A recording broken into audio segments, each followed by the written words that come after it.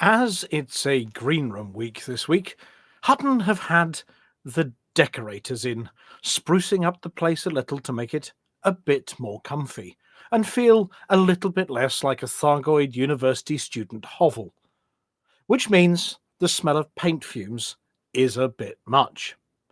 As one has to traverse the green room to get into the studio, the team have had to don protective clothing and masks.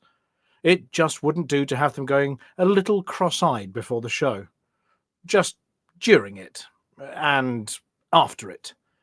Anyway, shutting the newly fitted temporary airlock between the studio and the green room, hearing the pop of freshly evacuated air, unfastening their masks and unzipping their hazmat suits, the team take their stations in time to hear this week's button masher general say, "Our mics are live."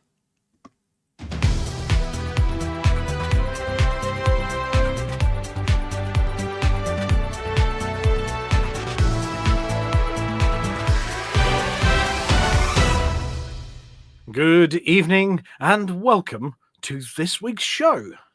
We really are very, very sorry there wasn't a show last week. Real life got in the way of our usual shenanigans. But we're back from outer space, or wherever it was that we were.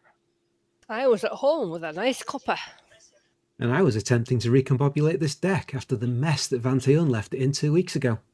Let's see whether these buttons work, shall we?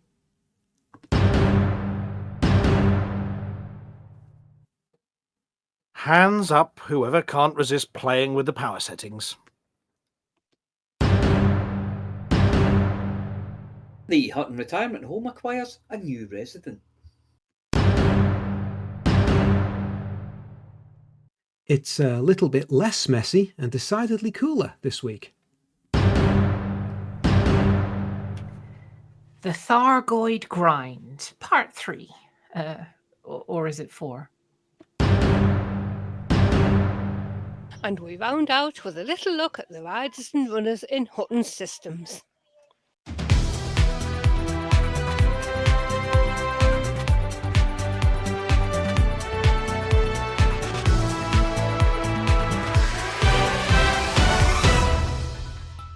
First, this evening, with the monthly Frontier You Bend Unblocked live video update to the galaxy having landed just yesterday, our outside broadcast team have been hot on the heels of the latest news. With Chuck Handgun, Pilots Federation representative and part-time Viking at the helm, we were promised that we'd be getting the latest news from the Galactic Zero-G Diving Championships. It appears, however, that someone got the wrong end of the stick.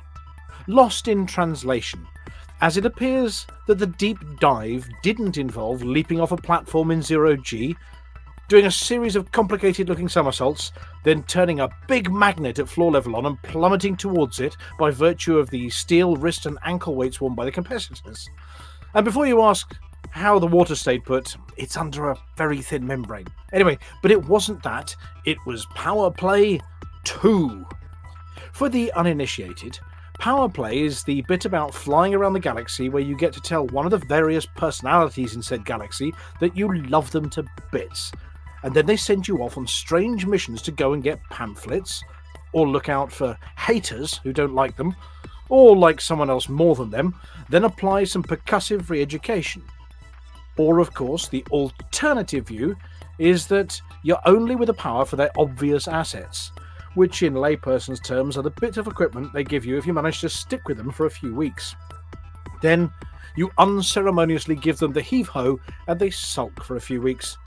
It turns out that other than a small cadre of exceedingly dedicated pilots, this pump and dump approach was the most popular and didn't lend itself to the kind of long-term relationship that starts with "I do," passes through "yes dear," and ends with someone acrimoniously losing half their money before upgrading to a different model.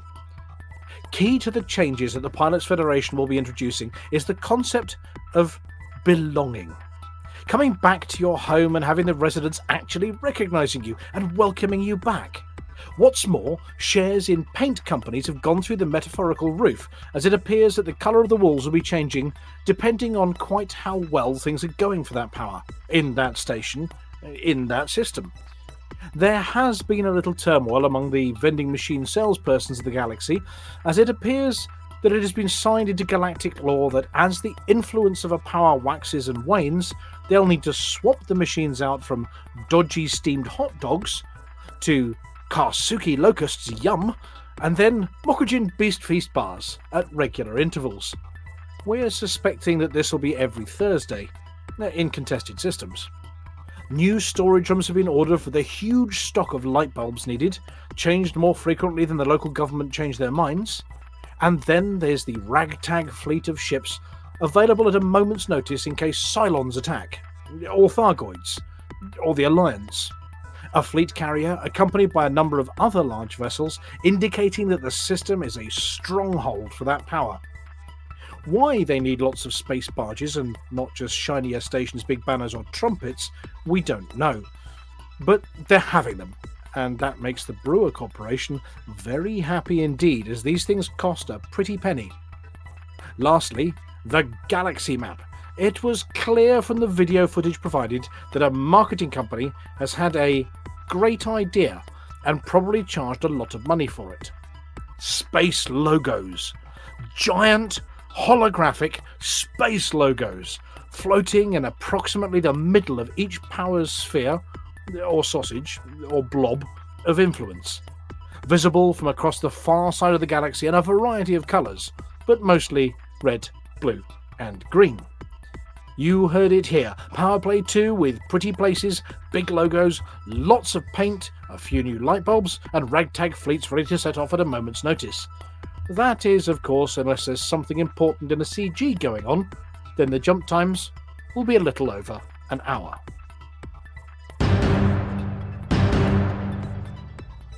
One of our presenters is missing, it says at the top of this piece of paper. Now, while that's not entirely unusual with the trials and tribulations of real life intruding upon the busy schedules of the average radio presenter, this one is a little bit more worrying. Commander Chix, the man, the legend that has shipped 1 million mugs, well, many tens of thousands, the voice of the Hutton BGS has hung up his twirly moustache, stepped out of his tweeds and back into his overalls, and has taken on a new role over in the Hutton War Museum. His new project? Hand painting Buck's trusty and now retired Type 9 from end to end, taking every nut, every bolt and every panel off, carefully refurbishing them all, then putting them all back. Start that again. Taking every nut, every bolt and every panel off, carefully refurbishing them all, and then putting them all back on again in the right order. As he's not an approved Lakon maintenance person, he's doing all of this without the aid of a manual, also known as making it up as he goes along. We'd like to take this opportunity to thank Commander Chix for his input over the years, his tireless dedication to mugging everything, his insight into space news, the BGS and much more besides. Cheers Chix, and catch you at the next Knees Up where you can show us the diameter of Buck's big guns, tell us about the things you found in the bilges, and of course show us exactly what a 3/8 Gripley looks like. Too Hot Too Messy is definitely feeling the absence of Commander Chix this week, with deliveries puttering along at just under the 500 mark for the week. Boffins are hard at work calculating what the change in the delivery quantities will mean for the final completion date, but at the moment their calculator ran out of digits, so they're putting in a requisition for a longer one. As for the supplies from the Orbital and speedy people making the run, well, it's all quiet on the approaches to Hutton. Looks like everybody's using the ring routes instead. If you are passing, could you pick us up some performance enhancers, a packet of Flaming Hot Monster Munch, and a pint of milk? Tar. The final stages of the Thargoid conflict are rumbling along, with pilots splitting their time between hoovering up all the detritus from vanquished titans and taking the battle to fresh ones. We will leave it to Flossy to bring us up to date news on community goals and the mission to harvest broken bits of Titan and see what they're made of, what they do, and most importantly, whether they're faster than a fleet carrier at getting from the Col 70 sector back to the bubble in record time. Or in more style. Probably while glowing like a small mobile sun. What fuel do they use? Are they using a variation on which space travel? Or their own Thargy frameshift device? Or is it something else?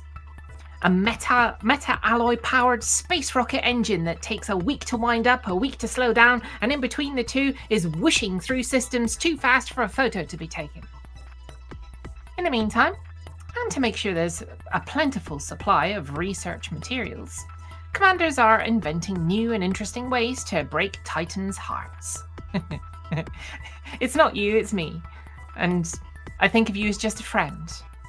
An 8-legged green goo-spewing friend.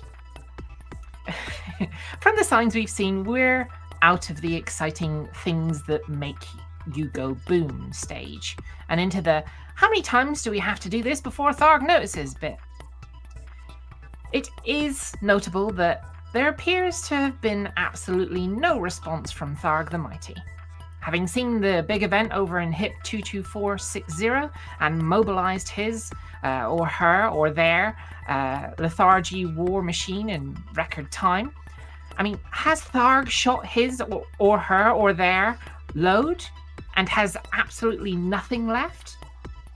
Are they stuck in Easter traffic on the way to the beach? Or is there some dastardly plot still to be hatched that will foil pilots at every turn? Or have they got bored and gone to play the Thargoid version of Heck Divers with Errol the Little Scavenger?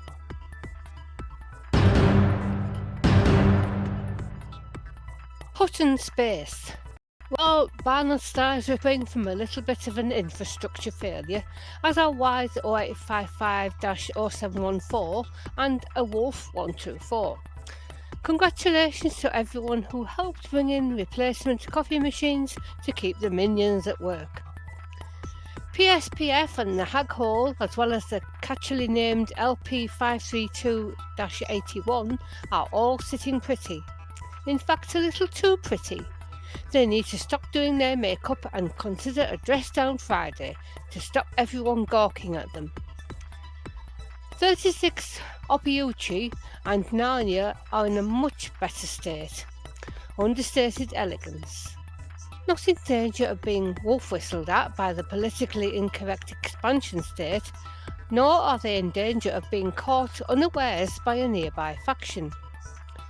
That said, Epsilon Indy and Barnard Star, two of Hutton's most populated systems, are looking a bit iffy at the moment and are in need of a haircut, a shave and a good going over with the iron. If you're not busy playing with Thargoids, helping Flossy with her CGs, taking selfies with broken Titans, or out there making billions to buy your next fleet carrier, or your first, then might be an idea to pop over to Epsilon Indy and Barnard Star and give them a full makeover. That's all for the news, and now back to the studio.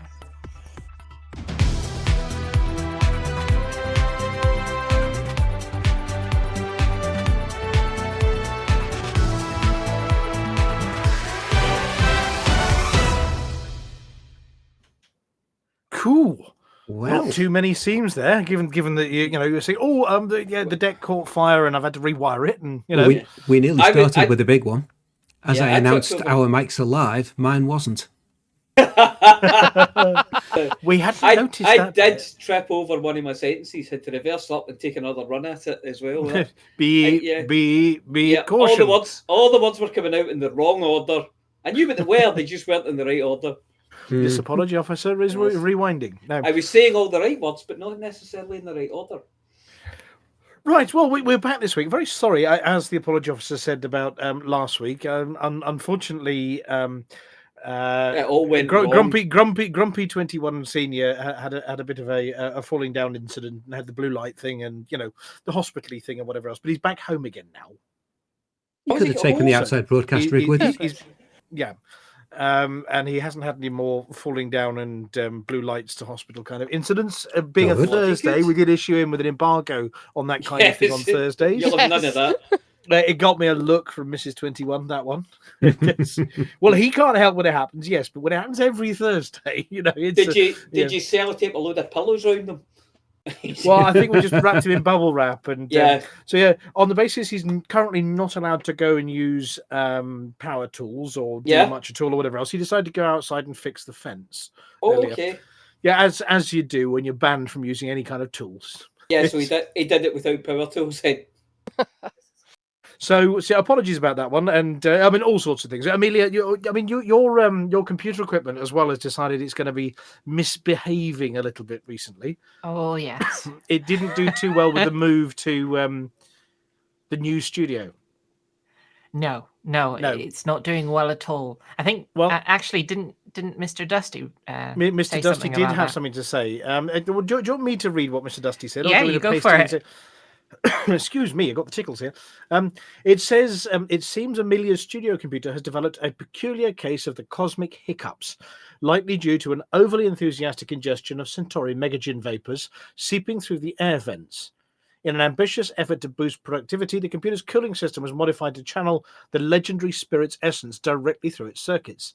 Initially hailed as a stroke of genius for its dual-purpose innovation, cooling the machine while invigorating the studio atmosphere, this stellar improvisation proved too spirited. Haha, Mr. Dusty, very funny, for the hardware to handle. Now, amidst attempts to process data, the computer succumbs to bouts of giddy shutdowns, leaving tasks half-baked in the digital ether. The tech team, dubbed the Circuit Sorcerers, are already drafting plans to retrofit the system with a standard coolant, though whispers of incorporating a milder Hutton Orbital brew linger as a tempting alternative. Giddy shutdowns. Shutdowns. Ether spirited. And spirited, yes. Well done, Mr. Dusty. Get back in your box. Oh, we'll need to get Mr. Dusty onto the advert puns with lines like that. Pardon, we need to get Mr. Dusty doing the advert puns with lines like that. Yes. No, he's too good for them. Oh, dear. Yeah, you think it's too good? Oh, well then. So if I suddenly cut out, you'll know what. Hey! Oh, dear. Badoom Tish. Yeah, fantastic. So, Frontier livestream? No, there's never one. No. Yeah, there was. What? Really? There was. There was one yesterday, last Wednesday of the month. That's the third one in a row, isn't it? What, the third yesterday in a row? Wow. No, it's yeah. Yeah, it's definitely third yesterday in a row. There'll be another one tomorrow. No, it's tomorrow, not yesterday. If they do them yesterday, then there'll never be one tomorrow. No, today will be yesterday, tomorrow though. Yeah, but there wasn't one today, so tomorrow there won't be one yet. No, there will be one tomorrow. There was one today. Yesterday was today. Oh, there was a There's always a yesterday today. Where would today be without a yesterday? Yesterday. Tomorrow. Possibly. I think I need to go back to bed. I'm going to take a headache tablet now and lie down in the darkened room. Right. So, live stream. Live stream. Yes, there was one. Woo! Yes. Woo! What? Another Frontier unlocked. Well, we had a picture of Viking Chuck handgun at the start of the show. I thought it was uncanny that picture at the start of the show. He looked suspiciously like Chuck handgun there, albeit with a stick-on beard and a horny helmet. What? A stick-on beard and a horny helmet. Yeah, it wasn't a stick-on beard that was asking about. Horny helmet, like. Oh no! We know all about Arthur and his horny helmet. Anyway, yes. So they were in the studio, weren't they? One of them was in the studio. Half presented. Oh, buttons! Help! What's going on? That, by the way, that's not me. That was me. Not that time. Oh, that was a seamless moment. I don't know if that was very, very seamless. I don't know if that was you that said that or a recording that said that. What? The bit where I said this, it was a seamless moment. Yeah, I know that was now. Seamless. Seamless. Yes. It's the best recording of that word. Arthur was in the studio all on his own. He was in the studio. The sofa was there in the background somewhere. But he was supposed to have the chairman of the Brewer Corporation with him. Yeah, but he didn't know, did he? But he didn't know because the chairman of the Brewer Corporation's feeling a bit poorly at the moment and, yes, wasn't able to attend. So Mr. Simon Brewer, chairperson of the Brewer Corporation, was going to be talking about Power Play 2.0. Yeah. I heard they had explosive diarrhea, but that's just a rumour. Well, that we should share. In zero G and launched himself off Cubicle 3 and round the room like one of those balloons when you take just when I thought it couldn't get worse. It can always get worse in this place. Yes. So the first thing they talked about was definitely spaceships and Elite, wasn't it? No. Well, the first thing was Planet Zoo. Yeah. Elite always comes in at the end. We always get the last 15 minutes or so.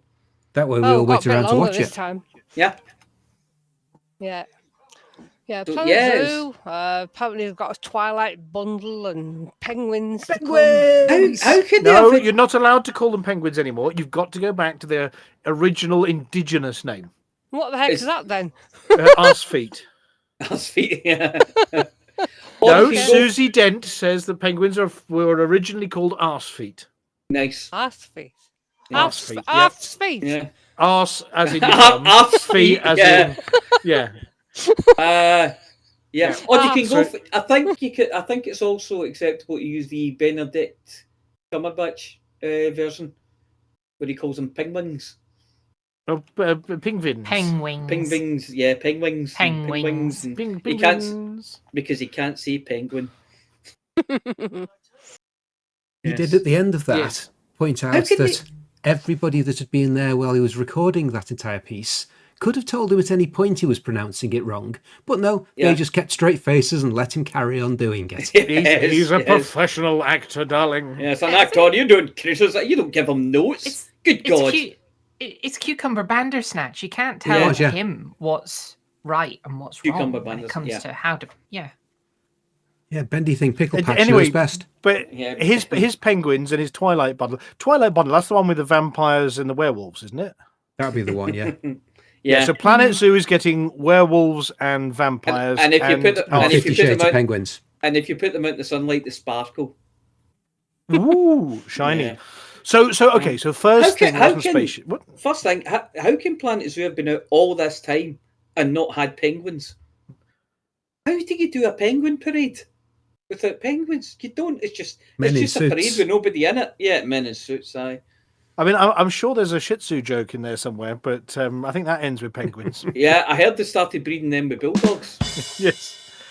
So the second thing in the live stream from the Pilots Federation was definitely spaceships, wasn't it? No, it was not. Dinosaurs. Might be giant asteroids. No. Trailer for a new game, Realms of Ruin. Realms of Ruin. Yes. Which looks something similar to World of Warcraft. I never actually saw that one. It's Warhammer. Straight to the Elite part. Warhammer, yeah. It's the stuff that happened before World of Weirdcraft. No, it's Warhammer Age of Sigmar, apparently. Okay. Oh. Wage a campaign of brutal conquest in a realm-shattering fantasy real-time strategy game. Yes. I just saw the trailer and thought, yeah, it's like penguins in it. Do they got penguins? Arse feet. They're called arse feet. So they got arse feet. Yeah, they got. So Warhammer. There's the futury, the 40k end of things, but then there's the old fantasy Warhammer thing, which existed ages ago. Oh yeah, it's a real-time strategy game where you got big suits of armor and glowing swords, and you bash orcs. That's about the size of it, and you get to ride things and bash orcs. And put down flags. It's the same as 40k, but instead of being technology, it's all magic. Yeah. So it's Warhammer 40. That is Warhammer 40 BC. Warhammer FRP, Fantasy Role. Oh, Warhammer. Yes. Yeah, anyway, it's based on the miniature war game. It actually came out in November last year, but they were talking about it. Okay. Oh, yes. Right. Yeah. Well, there you go. Then spaceships? And then there were spaceships, yep. No. Then there was Flossy's thing that Flossy's excited about, aren't you, Flossy? You dinosaurs. Yeah. Jurassic didn't we World talk about this Evolution one? 2 news. Yeah, we spoke about this one, didn't we, a couple of weeks ago? The Spinoceratops and the when they're talking about that, Did you think he saw us? hybrid species, the Stegoceratops and the yes. So are And they, Chilodocus. so are they getting penguinosaurs then? They're getting arse fetasaurs. Yeah. Which So I'm is not that surprised your if you sit arsesaur or on. your fetasaur? Exactly. Arthropods. Yes. No, you definitely need to see a doctor about that. I've told you before. And I'm trying to read this. Apparently, they've also fixed the Cryolophosaurus. There we go. Apparently, the Cryolophosaurus has been struggling to catch goats. Oh no, the poor wee mate. Yeah, maybe just its hands were too small, and I don't know. So that's not spaceships. That's dinosaurs. Is that So not the Trontosaurus?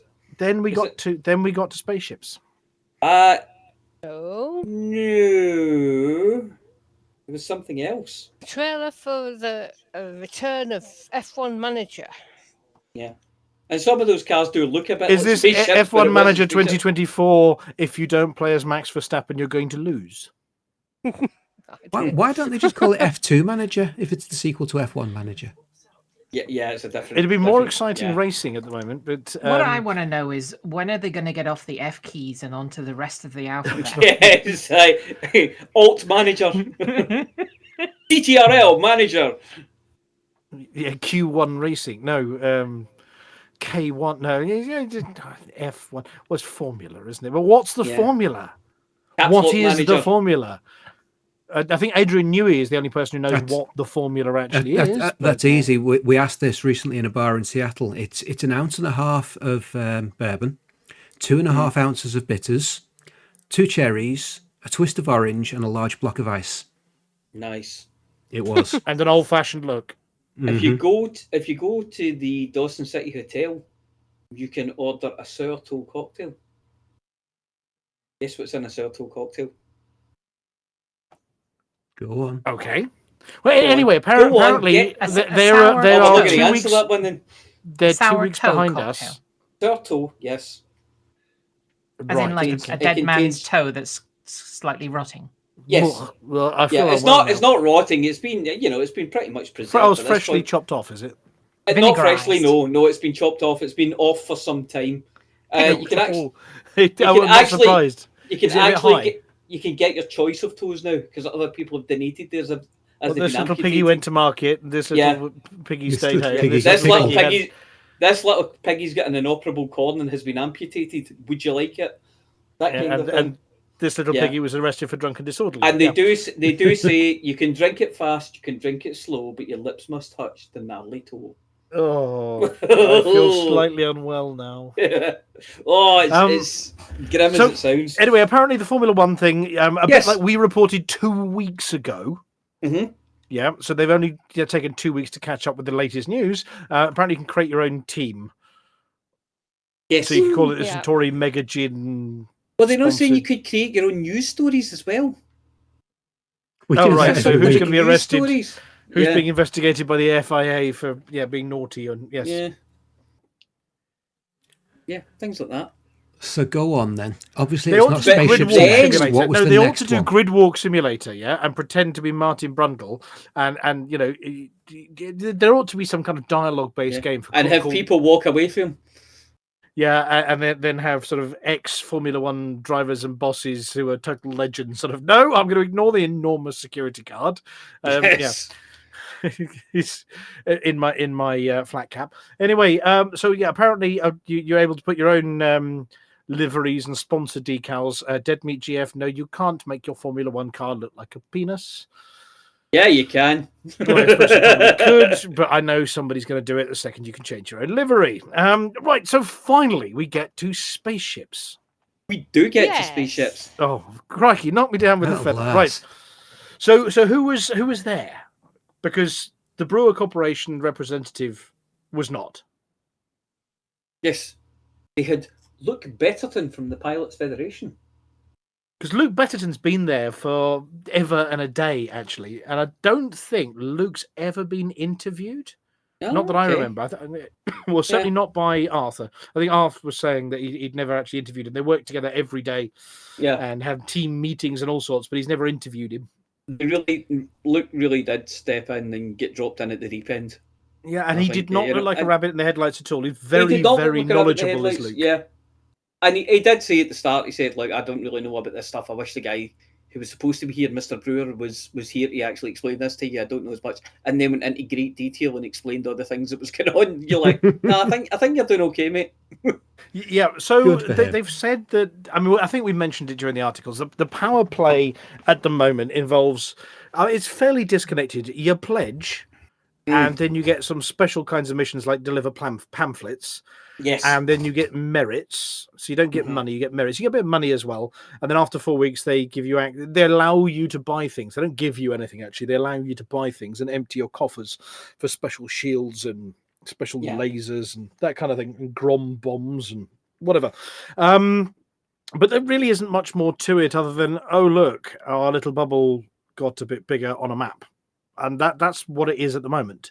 And it's completely disconnected from the BGS, the kind of stuff we talk about on the end of the show, where we can flip systems. I think that's the phrase people use, are flipping systems and whatever. But there's not much more to it. You don't feel like you're part of. Yeah, it's kind of Federation. disconnected as well from what's run about you. You know, you can do all this work and do lots of work, and then, you know, something will change somewhere on a, you know, on a board somewhere, but, you know, like you say, the bubble gets a little bigger on that map, but you don't actually see anything change. No, and I mean, I'm not so sure the station's even. Doesn't it say sort of glory to the Empress or something? On Something random. ones? Yeah. But they all look the same. So I don't think I saw anything about the stations outside changing. I mean, that would be too much paint. Yeah, that would regularly. be. Yeah. But I think they've said they've got this sort of contested, exploited, fortified stronghold states that exist. Yes. But what they're going to do now is that the interior, the concourse, the bit where you walk about, is going to change depending on what state it's in. So if it's contested, it's sort of a bit this and a bit that. Right the way to Stronghold, when you've got enormous banners of your power leader hanging from the ceiling, and if you don't genuflect before it, somebody will come and re-educate you in a darkened room with a hammer. Or a pan. Apparently the vending machines the vending machines are going to have different snacks in them. Related to that power, maybe. Don't know. And the galaxy map, they say it's going to change. Well, the galaxy map itself isn't going to change, but there's going to be a mode on there, a bit like we've got sort of with the Thargy bits at the moment. And they've put these giant space logos hanging in space now.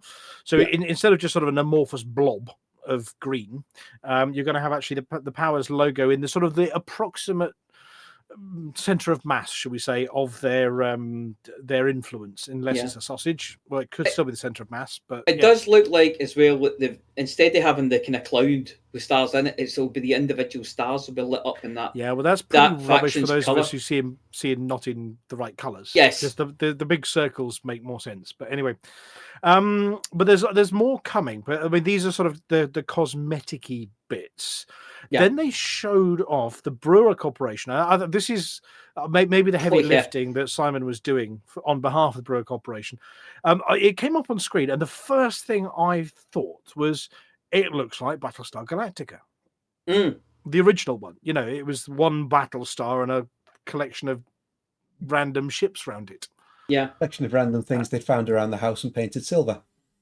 Yes. So if I think, if I'm right, they were saying that this was to do with if it's a stronghold and they've got these great big fleets. Yeah. And if you're signed up with them, they sort of say, "Hello, welcome back." And if you're enemies with them, apparently there are interesting things you can do. Yes, but they haven't really got into what those interesting things are yet, are they? Yeah.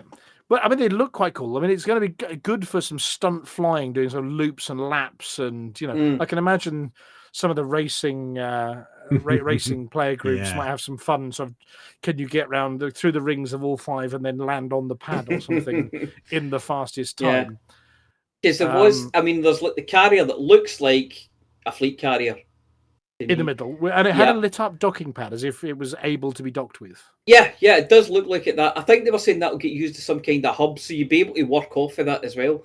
But what they were also saying was that it comes with a support fleet, and that's those 5 ships with they've got like around as if it's one of those kind of gravity things, the spinning gravity sections. But it's like a ship with a round bit on it. So which one of them's the gambling ship, and which one of them? Yeah. Well, yeah. Which one is the rich guy's yacht with all the food stashed? I mean, the important question: are they all going to be the same? You know, are the Imperial ones going to look like the? I was a little, I don't know. They could have done with one of the big capital ships there, in my view. If you're going to have a stronghold for a power, you'd have one of that power's. I've got one. They could have borrowed mine. Oh, yes. It's a bit small. Oh, don't be like that.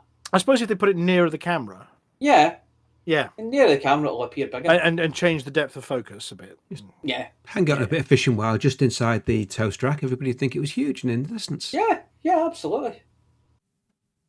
But anyway, so it wasn't really a deep dive. It was a dip toe in the water, burr, that's cold. Oh, yes, it's the North Sea. It's always cold. Yeah, it was one of those, here's an overview. It was an executive overview is what it was. And yes, then... there are implications. I mean, for Hutton, we have a couple of Hutton commanders listening this evening. I believe that Hudson claims that Hutton's part of his territory, even though he hasn't had any federal factions in charge of Hutton space for an awful long time. So I suppose those spheres would be more like Swiss cheese if they were in reality, because all the independent factions would knock holes in them. So one of our concerns at Hutton is we're not having any of them big stronghold fleets turning up at Hutton. Thank you very much. Yeah. I don't think they probably turn up at Alvin anyway. If they do turn up, just do a leaflet drop on them of vouchers for 10% off at Wonders. Yeah. 24 hours, they'll all be gone. Yeah. Yes, or in the infirmary.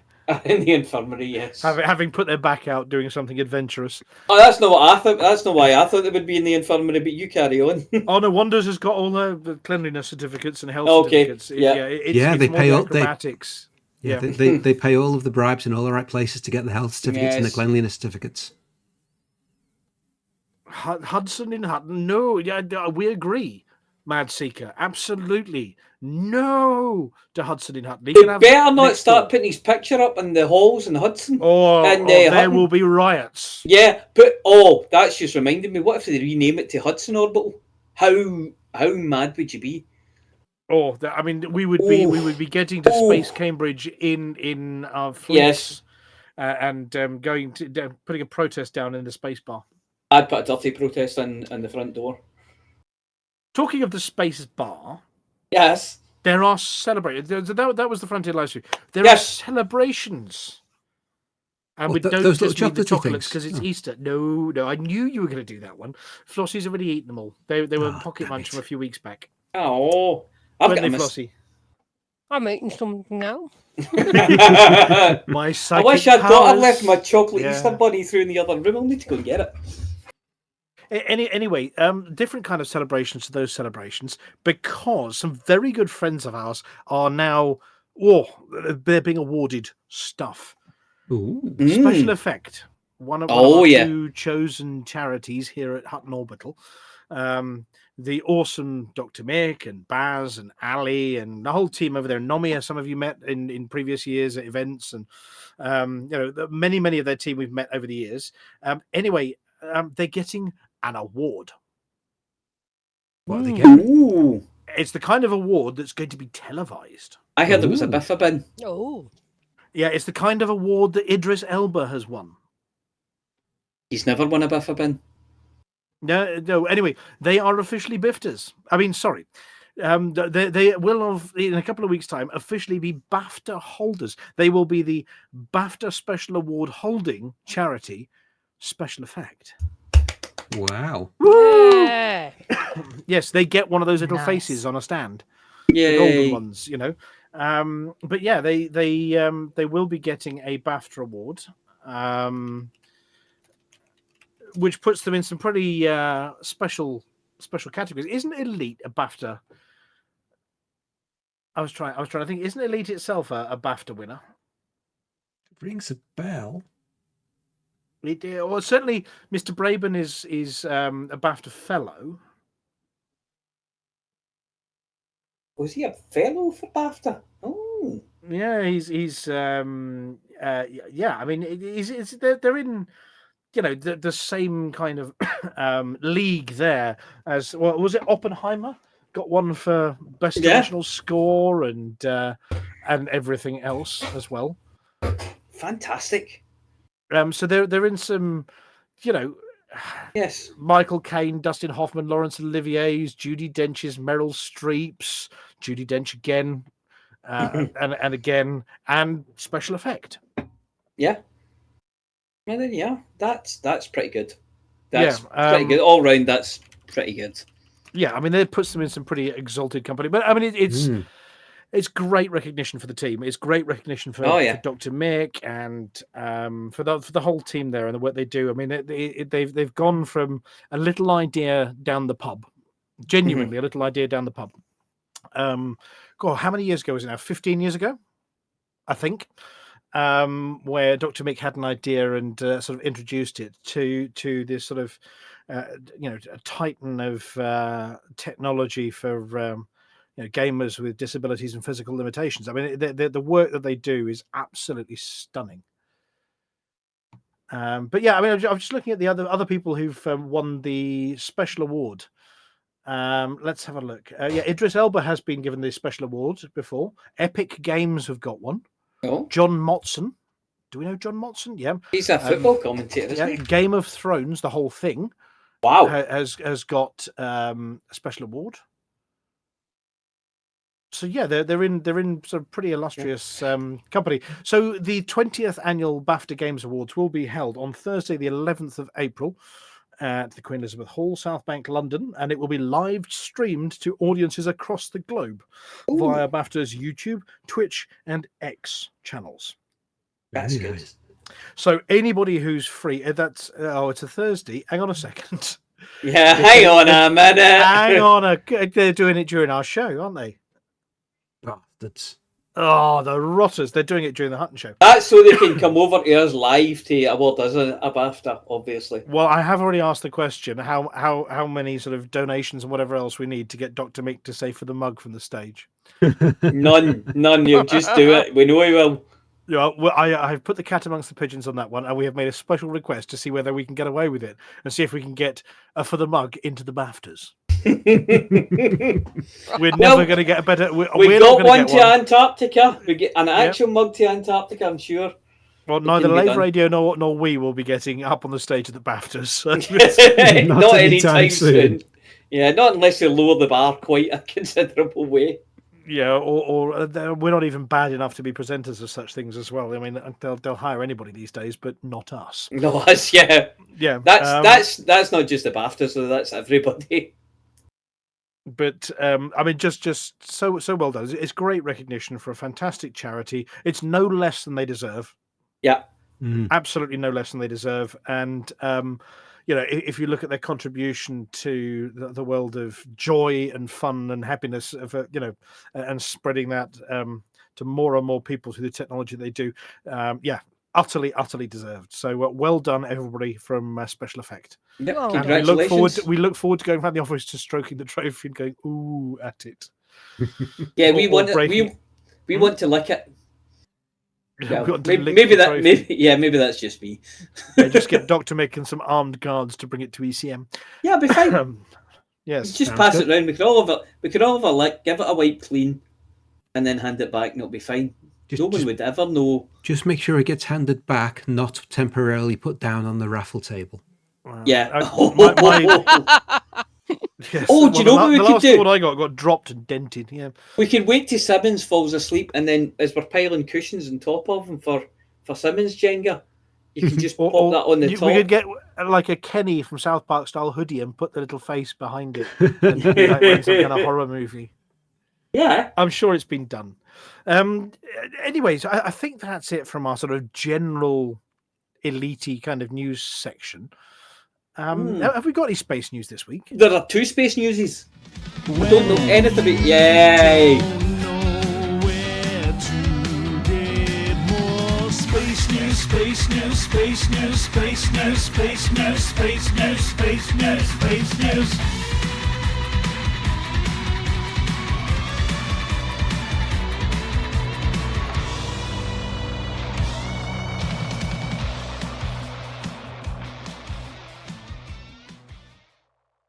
So what's the first one?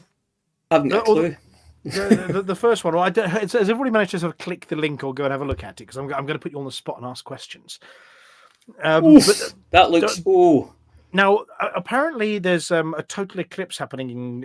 Sort of totalities happening across America sometime soon, and everybody's going, "Wow, yeah, we get to see a total eclipse." And this article basically says, "No, yeah, total eclipse. They're rubbish. We got something even better than that." Big fiery ball with bang. Yes. So apparently, the nova T Coronae Borealis explodes once every 80 years.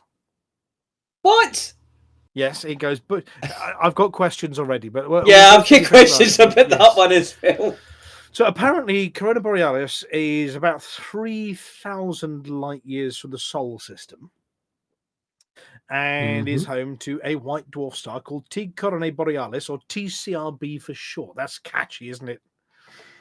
Question. Yep. If it goes nova, shouldn't it not be able to go nova again for quite some time? Yes and no. Well, yeah, 80 years. That is quite some time. I'm guessing, without reading the article, that it's a binary system, and one of the stars is eating the other. And every time it eats a certain amount, it burps.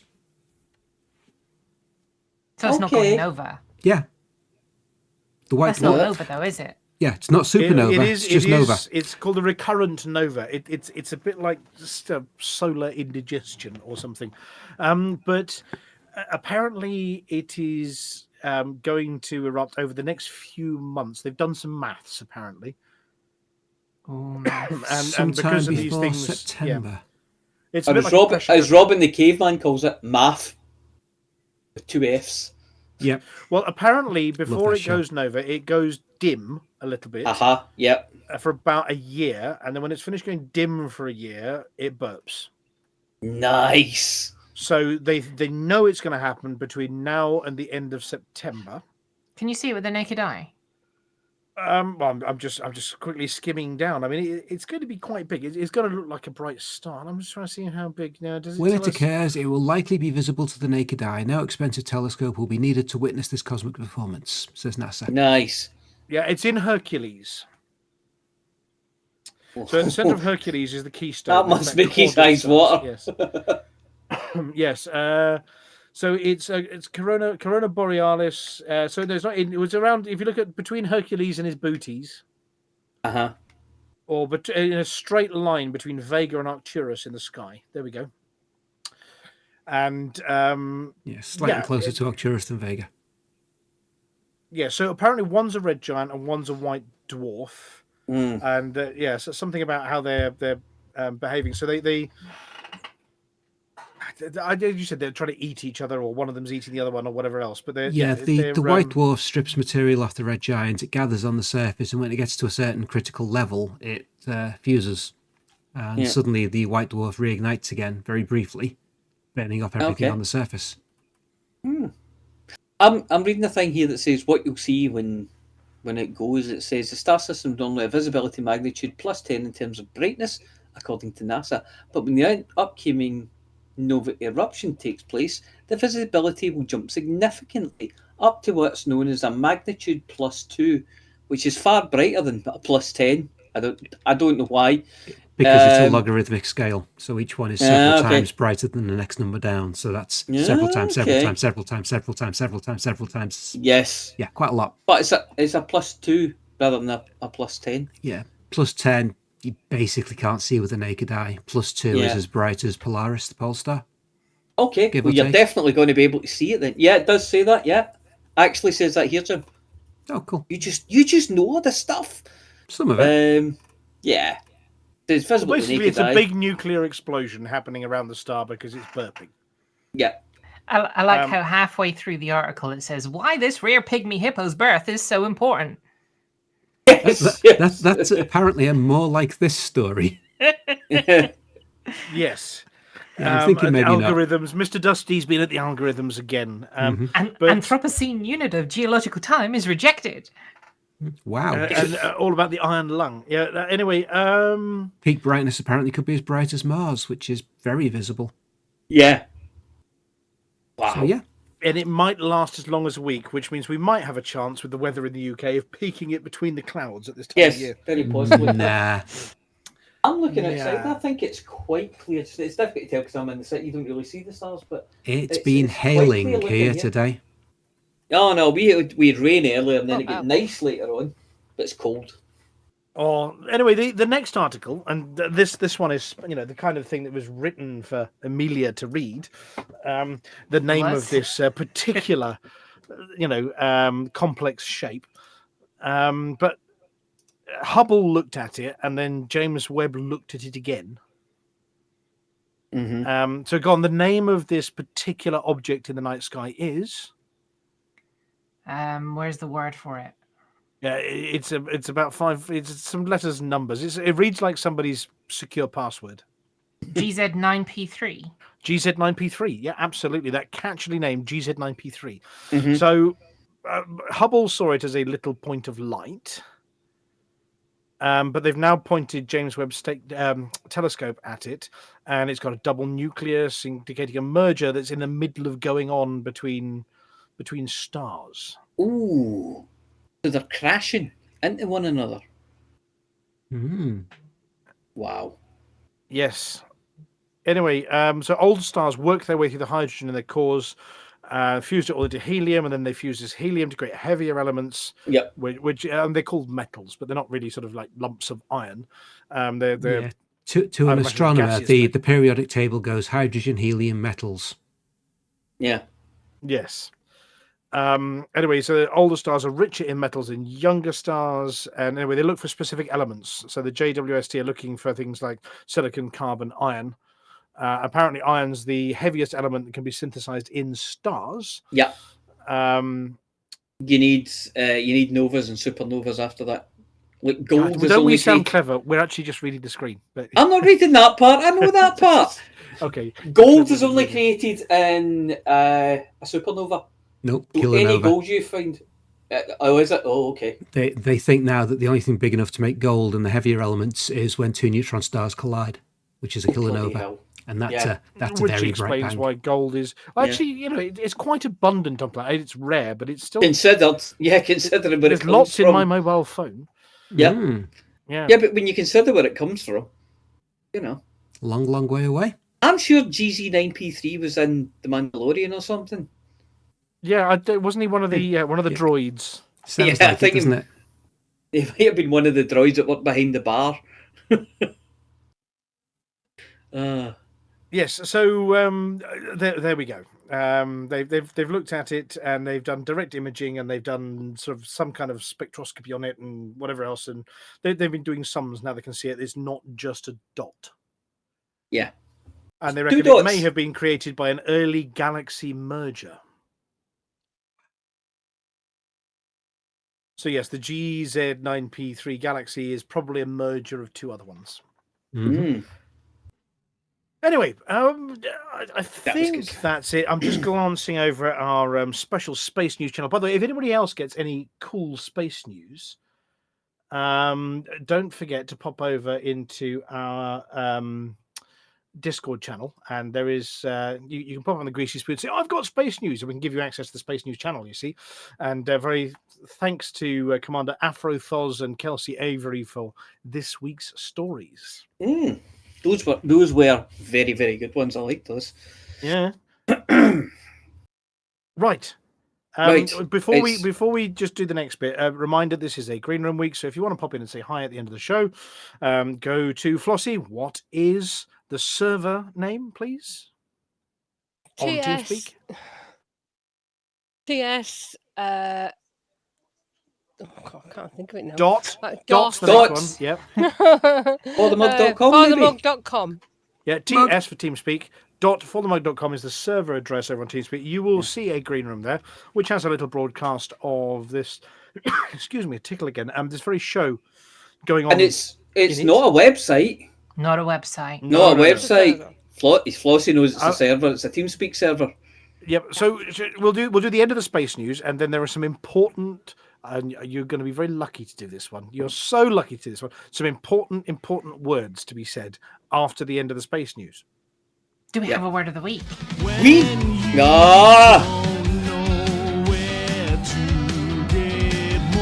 Space news, space news, space news, space news, space news, space news, space news, space news. I'm killing it early. I want to hear the word of the Right. week. So Let's go Do again. we have a word of the week? Yes, we do. We still have a word of the week. And this week's word of the week is Ilogofusio Hippopopocuniorus.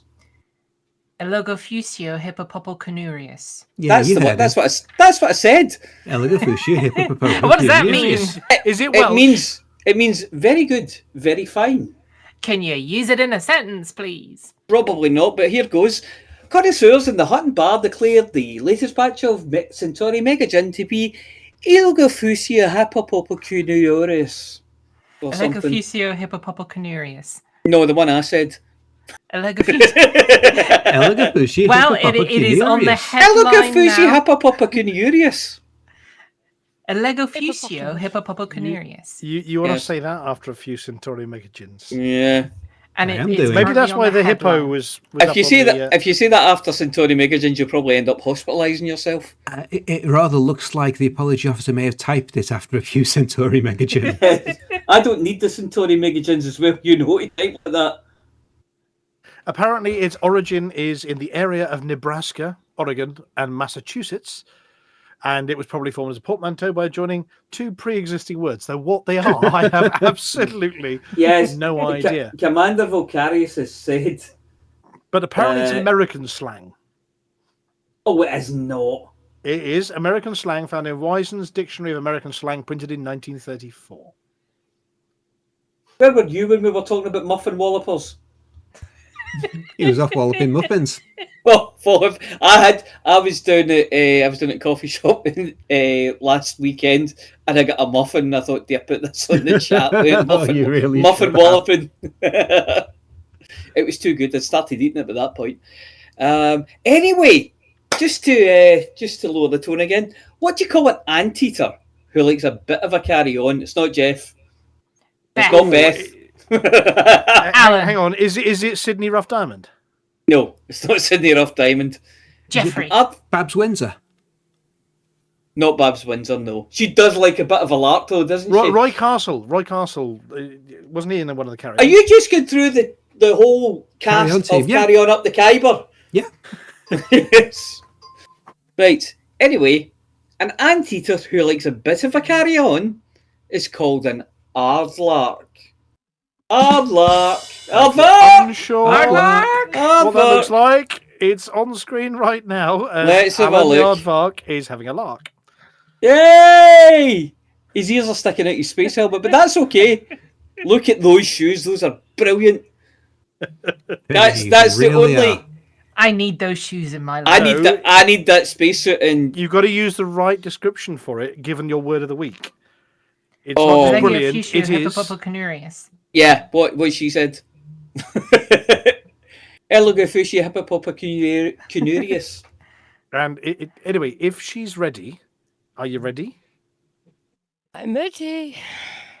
Now, it's No. Flossy and her celebrations with the CG News.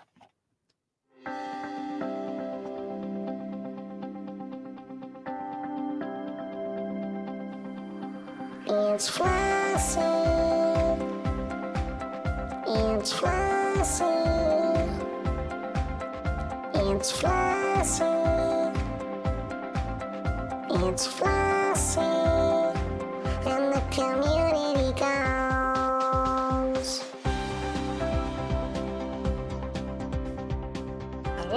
Flossy here with this week's CG News. This is a continuation of one which started last week, which fortunately is going for 2 weeks, so I get a second chance to actually read it. Aid Achilles Aerospace in researching Titan travel technology. Achilles Aerospace is requesting Titan drive components to assist their research into the Titan's method of travel. A spokesman for Achilles Aerospace had this to say: "We have been limited to observational data alone so far, but that is no longer the case. The remnant of Tyrannus is now accessible, and within it lies the missing component to our work. We urge pilots to venture to the wreckage of the destroyed Titan and to try to obtain one of the rare Titan drive components. Achilles Aerospace will pay generously for any that are sold to Block Station in the imagery system. Experts warn that the Tyrannus site remains extremely dangerous. Caustic sinks should be equipped, and care should be taken due to reports of Thargoid ships active in the area. Travel to the remnants of Titan Tyrannus and obtain a rare Titan drive component, then deliver it to a Block Station in the imagery system. Any pilot contributing one or more Titan drive components will be granted the following at the conclusion of the initiative: an Alliance Challenger Circuitry Gold Paint Job, Alliance Chieftain Circuitry Gold Paint Job, and Alliance Crusader Circuitry Gold Paint Job. The campaign began last Thursday, the 21st of March, and is running for 2 weeks.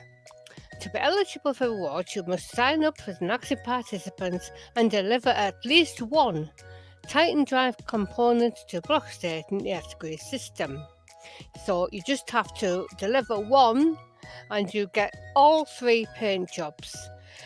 The tiers have deliberately been set, well, tier 1 set very low so to succeed, and tier 2 set extremely high to give everybody a chance to contribute before the time's up, and they hopefully don't get any wine. Oh, I missed it because I had to go shopping or something. So anyway, so far, as of a few minutes ago, there's 11,521 units delivered by 4,466 contributors. And that's it for this week's CG News. Flossy told you what to do.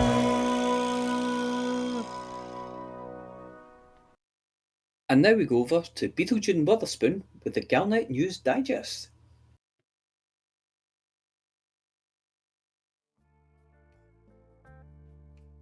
Hello there, this is me drawing a picture of a diamondback. And I'm not going to talk to you about it, but Commander Kinetic Impulsor of Guard Frequency is. And Guard Frequency is a podcast that comes out on a Tuesday, and it's all about space games. And they like to talk about Elite and Star Citizen and things like that. And he knows lots about diamondbacks, and he's given me this fantastic rundown of why we should all own one. The Lakon Spaceways Diamondback Explorer thinks it can do just about anything in Elite Dangerous. It thinks it can explore deep space and planet surfaces. It thinks it can sneak around undetected. It thinks it can be an attack helicopter. It thinks it can be your long-range taxi. It's the little spaceship that could. The DBX, as it's affectionately known, is a utilitarian design, like the A-10 Warthog. Its form follows its function. It's a space tool to do space jobs. It's not a wireframe, flying Dorito, or sleek lawn dart. The DBX is what you get when an Apache attack helicopter and the Raptor from the Battlestar Galactica series have a baby. It's a working ship with worn coveralls and a scratched helmet, and if the company would spring for new paint, well then maybe you would care about its appearance a little more. Maybe. The DBX is a small ship, meaning it can land anywhere. Remote outpost? No problem. Guardian relic site? It's practically a specialty. Weird lava plane? Hey, there's a blue dot on your landing radar coming right up. It will set down places that a crate or a python just won't go, let alone an anaconda. Of all the small ships, only the Dolphin and the Vulture have more module slots than the DBX. It's got room for SRVs. It can fit sensors and flight assists, plus a jump range extender, a module repair unit, and a multi-limpet controller. With 2 module slots of each size, 1 through 4, it can be made into almost any type of ship you want, from smuggling to exploration to light combat. Combat, I hear you ask? Why, yes, I reply. The DBX is reasonably quick and maneuverable, but it has the best hardpoint layout of any small ship, with 2 mediums and 1 large. This gives you the maximum flexibility in choice of weapons. And the hardpoint locations are perfect, with your heavy gun placed right on the center line and the 2 medium weapons just to the left and right of the cockpit. DBX pilots have heard of convergence problems, but it's not something they worry about. Let me tell you, there's no better Odyssey experience than stuffing a pair of dumbfire missiles on those cheek hardpoints and taking out pirates running out of abandoned bases. Bounty collected. Bounty collected. And you can do it all on the slide too. With the right engineering, the DBX is one of the coldest and fastest ships in the game. Sure, you can get some ships colder, but this ship can get in, do its job, and get out again without anyone the wiser. While stealth is generally underrated and unused outside of Thargoid combat, it just feels right to go cold and sneak into that covert ground operation under the radar. Let's talk exploration for a minute. The DBX has legs. Maybe a completely tricked out Crate Phantom or an Anaconda or a Dolphin can jump farther, but can it bring the goods with it? Once you figure out you're going to actually need to accomplish something when you get to the end of your long jumps, the DBX starts to shine, especially at the Guardian sites. Bring a size 4 planetary vehicle hangar with 2 SRVs, just in case you lose one to the Sentinels, and then pack a pair of point defense cannons in the dorsal utility slots, so you don't lose that SRV to the Sentinels in the first place. Hang a laser from the chin hard points so you can wake up the Deep Space Guardian key vendors.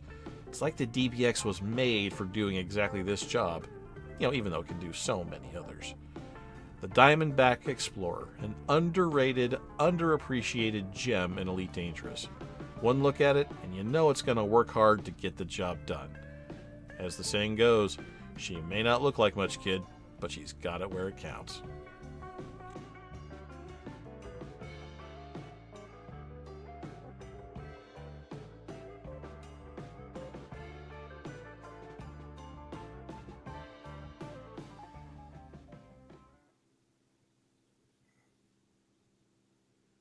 Thank you to Beetlejude and Wotherspoon. No. And Or in this case, just Beetlejude. Or just Beetlejude. It was actually, yes. And an advert for some other radio station. Yes. Where do we send the bill, Commander Wotherspoon? Yes. You just answered Actually, the question. they're all very good. I mean, all these other broadcasters, anybody who's broadcasting content and Elite and stuff, they're all great. That's why we raid them at the end of the show. Talking people raiding, though, has somebody got the spare hazmat suits and masks ready for our guests? No, they'll be fine. Well, I'll tell you what, I'm going to hold my breath and run in and grab Volcarius. If somebody wants to hold their breath and I'll grab Commander Aiden. Yep. 3, They must 1. Hold your breath, everybody. User was moved to your channel.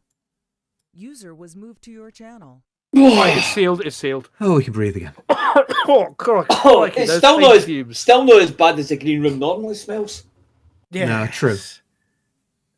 But so we have 2 commanders joining us in the studio this evening. We have Commander Volcarius and Commander Aiden. Do we have the magic button of who goes next?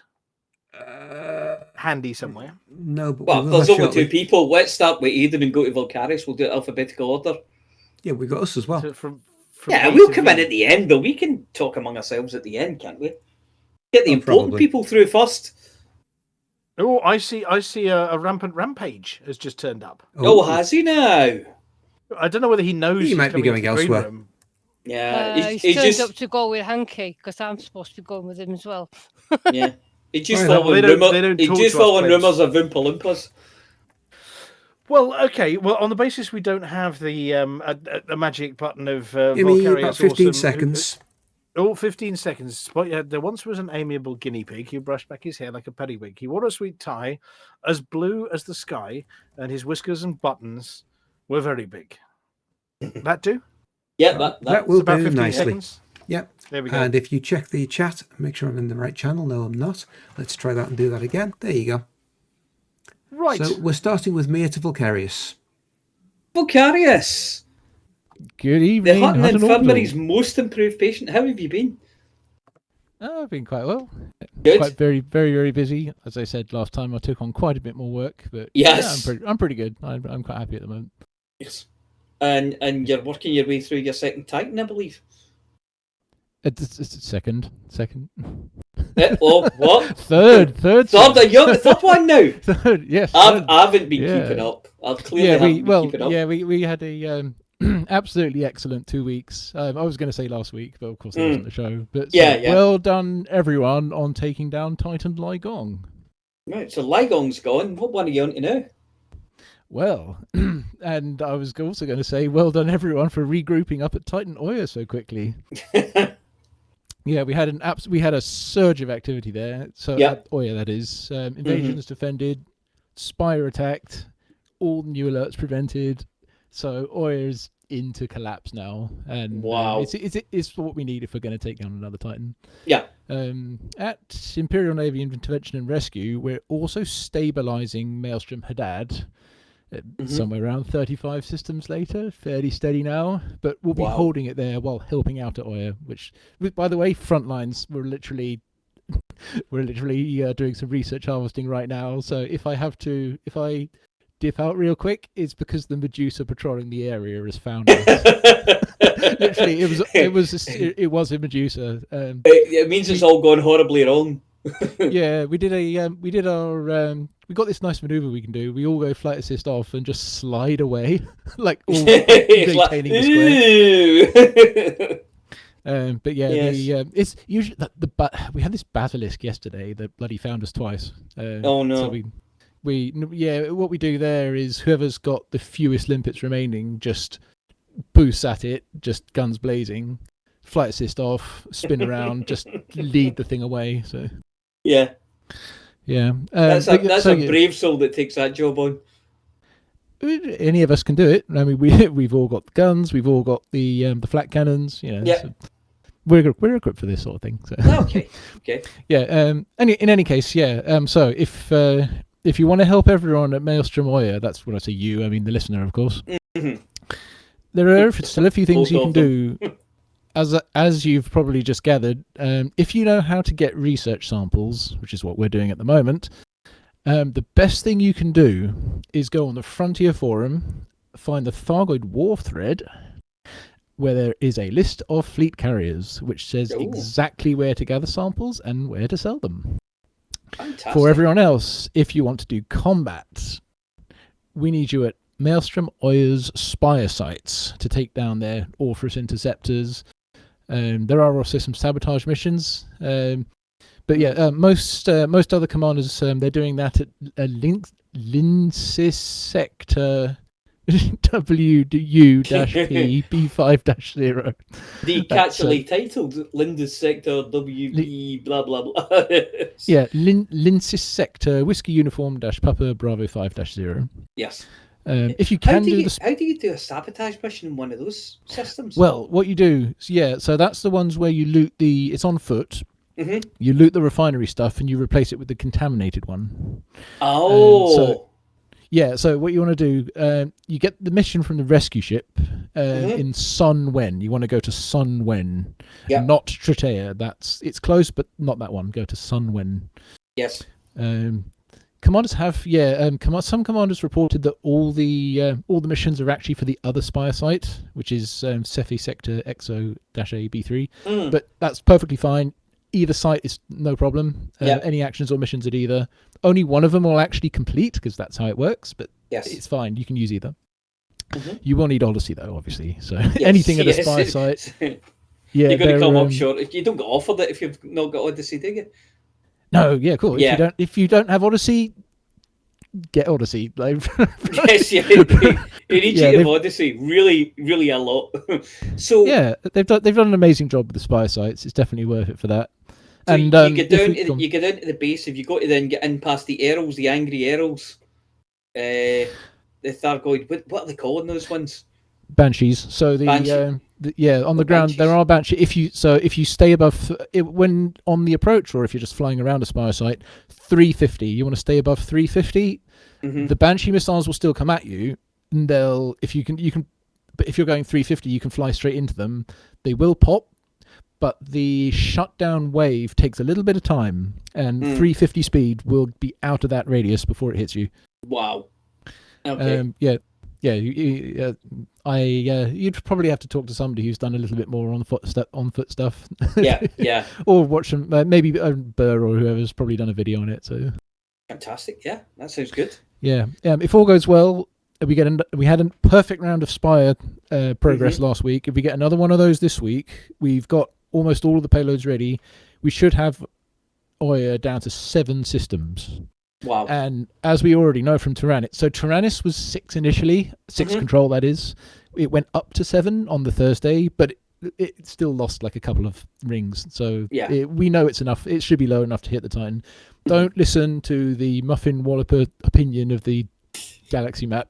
It'll say hi, but like actually every system counts, and the 7 is it's literally 1 above moderate. It's in high, but it's 1 above moderate. Yeah. So hit the Spire, Lindsay sector W-PB5-0 all the way to 100%, and we'll have ourselves a Titan next week. Awesome. We'll get you back on next week to explain how it's going, if you're up for it. Oh yeah, whenever you want a Thargoid War update, yeah. Yeah, that sounds good. Fantastic. Thank you very much. That is basically all I've been doing, by the way. So for the mug. For the mug. Amelia to Aidan. Hello, Aidan. Good evening, Amelia. How are you? Glad I'm getting a decent night's sleep again. A decent night's sleep? Why weren't you getting a decent night's sleep? Long story short, I decided, there's a trip skiing in France. That sounds like fun. Okay, I shall try that. Was it fun?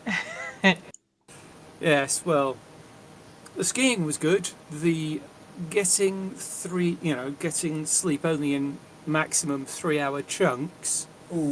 Not so much. Where in France? I mean, it's not really snowy this time of year, is it? No, it was quite snowy where I was. I was in Val Thorens, so... Is that northern? No, that is south. Val Thorens, Val d'Isère, and Tignes are all the Trois Vallées. Yeah. The Three Valleys ski resorts, yes. Yeah, and it's the highest one in France, and has quite the it was purpose built. So wait a minute, why were you only getting 3 hours sleep? Is it because you were having so much fun? I wish. I think because the way the company organising it did it, you ended up with double beds. As you, and sharing a double bed that you couldn't actually put space in between, between the 2 single beds. With some, so there'll be you, and there'll be somebody that you didn't, a bloke you didn't know at all. Oh, that's nice. So, yeah, neither of us. I think he got better sleep on the sofa, and I spent some time just going, no, it's not working right. Got 3 hours sleep and bits and pieces, and then went, no, I've had 2 nights of this. I'm getting properly sleep deprived. I'm going home. So we did. Bless. But it would have been fun otherwise. Oh yeah, it would have been fun otherwise. But I met up with one of the ladies I was at, shared a cab, a coach with, or at least a mini coach from Grenoble down to the resort with, and this was sort of 6:30, 7 o'clock in the evening. She, tapped me on the shoulder and waved at me. At which point my instinctive response was "Good morning." At which point I sort of then had, wait, no, sorry, it's not morning. It was, getting towards getting dark, but it was still. So, how long were you meant to be there? I shouldn't have been coming back until Saturday. Oh, wow. So it's like, what? It was meant to be like a whole week thing, almost. Yep. A whole week thing, and Saturday, got there on the Saturday. Saturday afternoon, got ski gear and all that lot, and met up with the people I was sharing the room with. Mm-hmm. That was fine.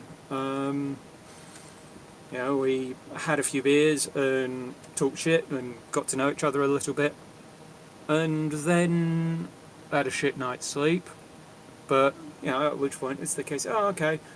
Maybe it was because we had a few beers. Maybe not. I don't know. Was this a company trip? What do you mean, company? Like a work trip? No, it wasn't a work trip. No, my mob aren't of the variety that would actually shell out for shit like this. But it was pretty much so. Day 2, or rather, following day, first on the Sunday, ski lessons. Ski lessons went fine. Mm-hmm. Bit sleep deprived, but hey, ski lessons went fine. And then in the evening there was a party in an igloo, which one I went, okay, I'll go over to that, see whether or not I like it. Got over to it and went, spent, I don't know, maybe 10 minutes and went, yeah, no, I'm going back to the apartment. Too exhausted, and also the music was just doing my nut. Well, it would if you're sleep deprived.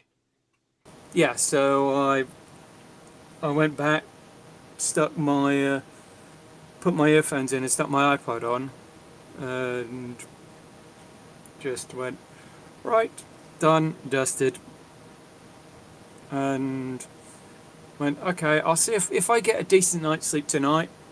Happy days, I can carry on. And I didn't. So Monday morning, I rang up one of the transfer companies and said, I'd like a transfer, please. And they went, okay, sure. Got back to London Monday night. And I bet you just been crashed. Recuperating ever since. That's a shame it didn't work out, because it sounds like, skiing in France is a really fun holiday. Oh, yeah, the skiing was lovely. But as others have pointed out, skiing when hellaciously sleep deprived, probably not a safe activity. That is very, very true. You might end up you might end up leaking red at some point. Mm-hmm. You're going to get red on you, yeah.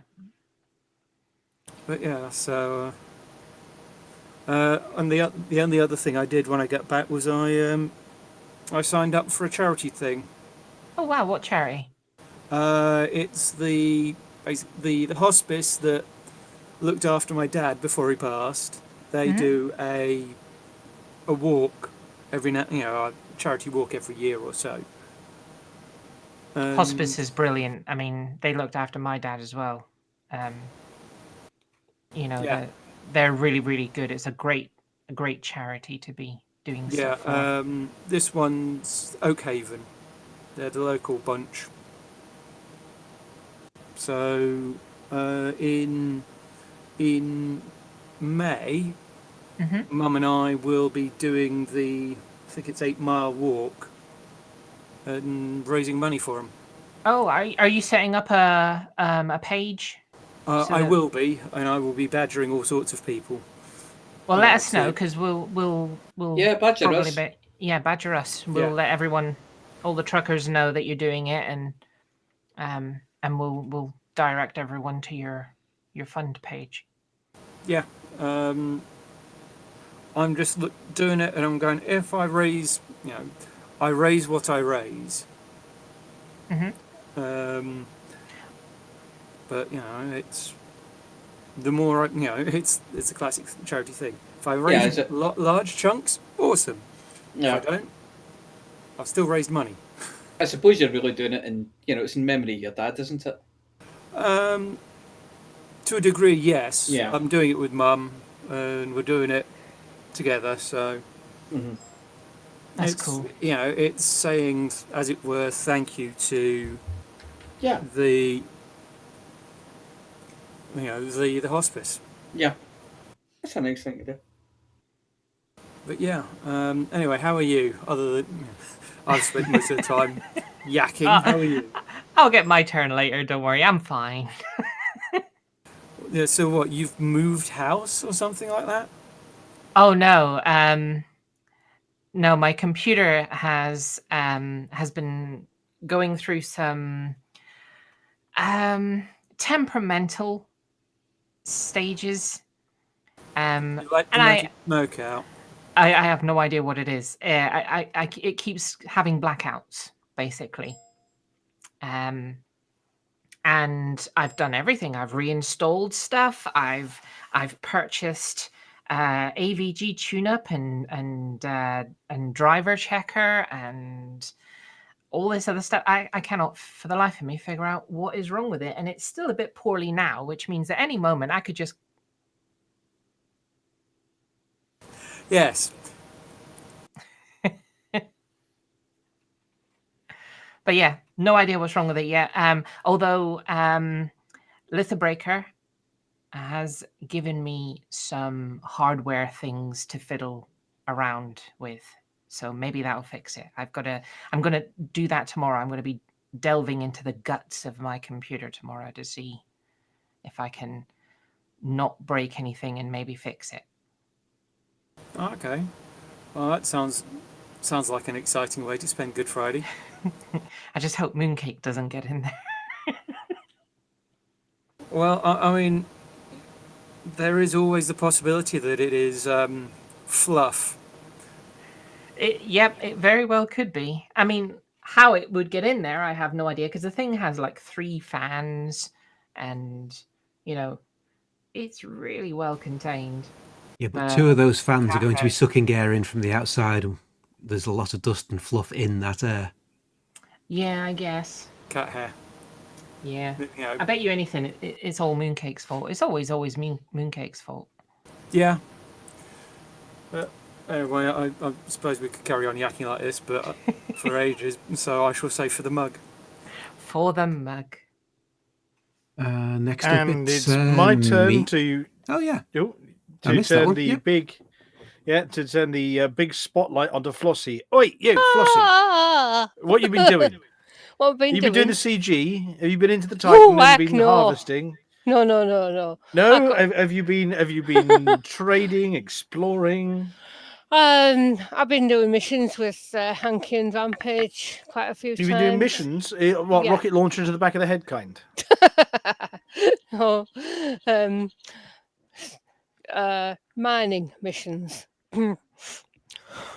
Mining missions. Oh, right. Okay. Mining missions. Making money mining missions. Making money, yes. Yes. And what material are you... what materials might you be mining? Mostly Petrondite. With occasionally Galnet or Indite. These are the sort of the wing mission ones, yes? Yeah, that's the thing. Because I'm actually on Flossy 3 at the moment, who is my usual, fuel rat when I do it. And I've been getting her a carrier and equipped her with fuel tanks and stuff like that. fuel scoops, whatever. And I'm just really getting some money together for the upkeep, and then I'll probably go and park it somewhere for people to go to if they need it. Out in the black somewhere. I don't know. I'm here still. Hello? Hello, yeah, I'm here. I'm listening. All right, sorry. I thought I'd yeah, so that's the main thing I'm doing, just raising some money for the All carrier. right, so filling your on that one. hold with colourless pale yellow orthorhombic minerals. Yeah. Well, I'm not actually using the carrier at the moment for the missions. It's just raising the upkeep for it. Right, okay. And then at some point, I'll probably go and park it somewhere. Well, sounds good. Yeah. So. Have you decided which style you want? The one with the big knobby thing on the front, or the pointy thing on the front, or the hammerhead jobby? Oh, I've already bought it. It's just the standard one, just the normal pointy one. Right. And what colour you chosen? Purple? Orange. And if it's not purple, why not purple? Oh, you want an orange one? Okay. It's orange. It's orange for like emergency services sort of thing. Fair enough. Can I just ask? Although you've painted it orange, does it taste like orange as well? Like Smarties? Oh, but only Smarties have the answer. Only the orange Smartie tastes of orange. Well, the orange that's Smartie right, tastes it of does, orange. yeah. The rest will just taste plain chocolate. Yeah. You might have to go and lick it to find out. I might just do that. Right, okay. Right, okay. I'll let you know. So, yeah, I'm just really getting it ready for putting into use somewhere. Other than that, last week we went visiting a friend who'd been on a course in Sedbergh and met up for lunch in Morecambe. So we had a day out Very in nice. Morecambe, which was very nice. Yeah, we were. Well, hopefully the weather's being a bit kinder up there than it is down It was here. Because actually at the moment we've got wet or really wet, and that's about the size of all the weather. Wednesday of last week was a really lovely warm day. The only one we've had. So it was really nice, yeah. Went and played with Eric Morecambe's statue. Pardon? We played with Eric Morecambe's statue. Oh, fantastic. Yeah, there's a statue of Eric Morecambe in Morecambe. Yeah. Yeah, that's it. There's a statue there. Is he doing the Bring Me Sunshine dance, if I remember right, isn't he? Yeah. Yeah, fantastic. He brought us sunshine. So did you join him and pose for a selfie? Yeah, yes. Good. I'll have I might be persuaded to post them somewhere. I did the pose, you know. Oh, did you? Oh, brilliant. Yeah. Brilliant. Well done. Well done in that. So yeah, it was quite a good day. Good. Yeah, we had lunch at Toby Cavalry, and I'm glad you had the weather for it as well. It makes all the difference, doesn't it? yeah. Yeah. Oh, that's nice. So it was a really good day. Other than that, I've not really done much else. So I shall say for the mug. For the mug. For the mug. The mug. That is loads, though. Yeah. Right then, that makes it me to Mia. Oh, hello. Hello, how are you? I'm very well, thanks. Yeah, I haven't really done. I was going to say I haven't done much in Elite Dangerous. I haven't done anything in Elite Dangerous. I have instead been playing Ancient Greece Stabbing Simulator, Assassin's Creed Odyssey, which I've really been enjoying. Who plays that? I was going to ask, Ancient Greece Stabbing Simulator, would that be the actual country of Ancient Greece or Greeks?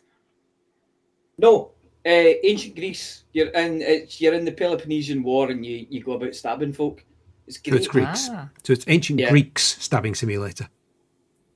Yes. Or Ancient Greece, because you're in Ancient Greece. I don't know. Yeah. There's Greek people, there's Greek places, you stab people. It's great. So I've been doing that. So I've had to go to a couple of Cyclopses and a Minotaur and all the good things. I'm a bit scared to go after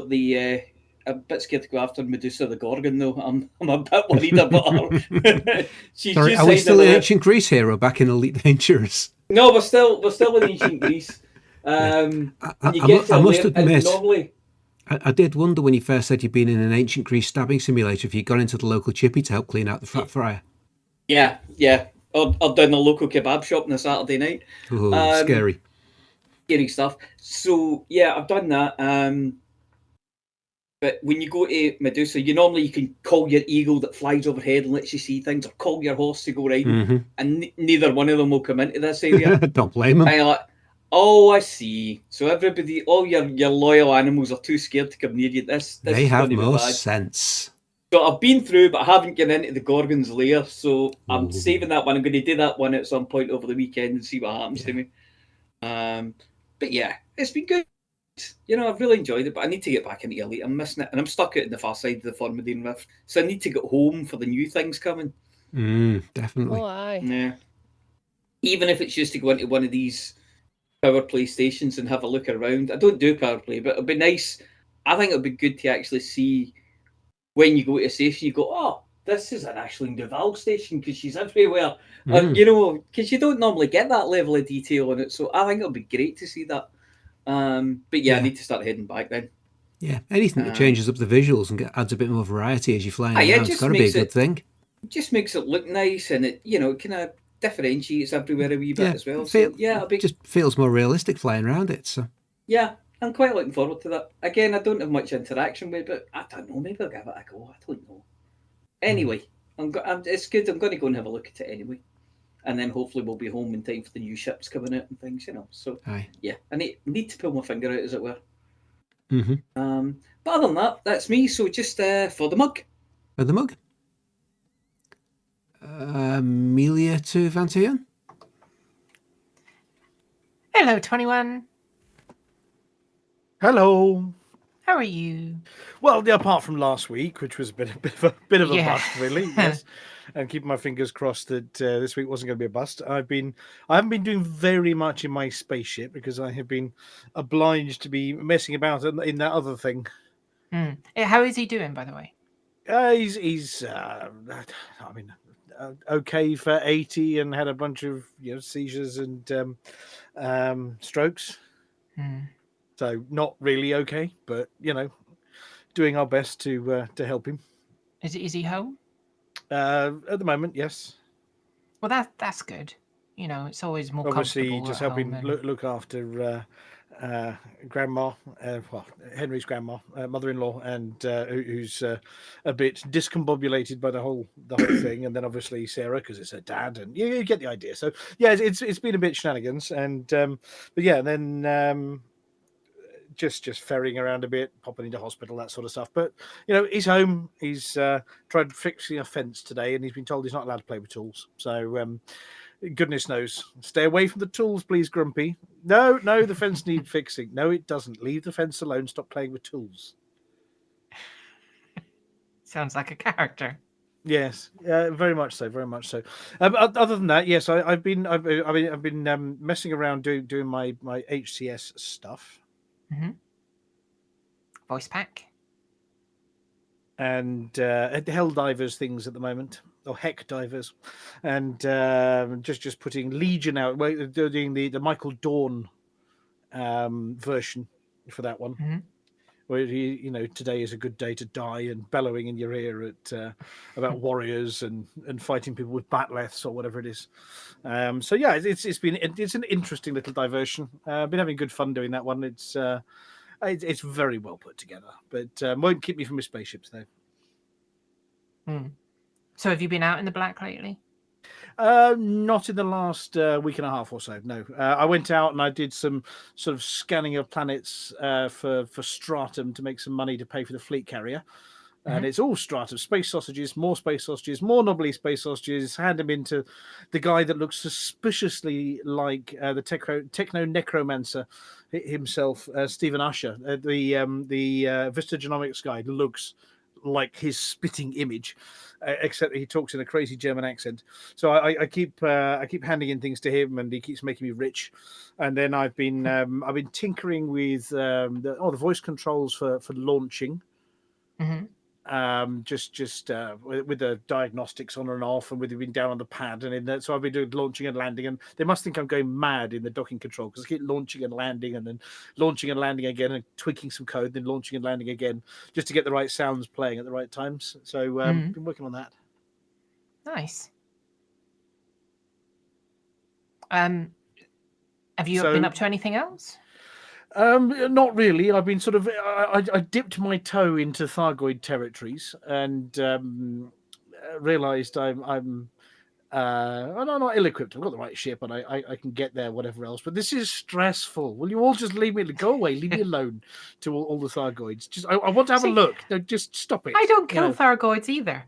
No, I am not equipped. I am a miner. I'm not even. I'm just. If there's stuff floating around, I'll pick it up. But then there's, it all goes green, and there's caustic stuff going on. It's like, oh, this is just. I want to go and scan space sausages, please. I want to blow up rocks. Yeah. So maybe when Valkyrius is finished with the next one, I might go and stay at a safe distance with a zoom lens and just watch it go boom. Go. Yeah. I saw that. I mean, I do. Don't get me wrong. I do enjoy a bit of space combat, whatever else. But just at the moment, with everything else going on, it's just like the Thargoids. I'm in danger of rolling up my sleeves, stepping out of the cockpit, and issuing a man-sized slap to the next Thargoid that comes anywhere near me. because he's just, no, I have not got the patience for your silliness, right, Mr. Hydra, right now. Okay, pack it in. So yeah, I'm in that kind of a mood with the Thargoids. Just stop. And I got interdicted the other day, and I got very angry because they didn't even interdict. Because I thought, interdiction, right? I'm feeling like smashing something, and then it was one of these police sort of stop and search jobbies, and I was sort of muttering under my breath, and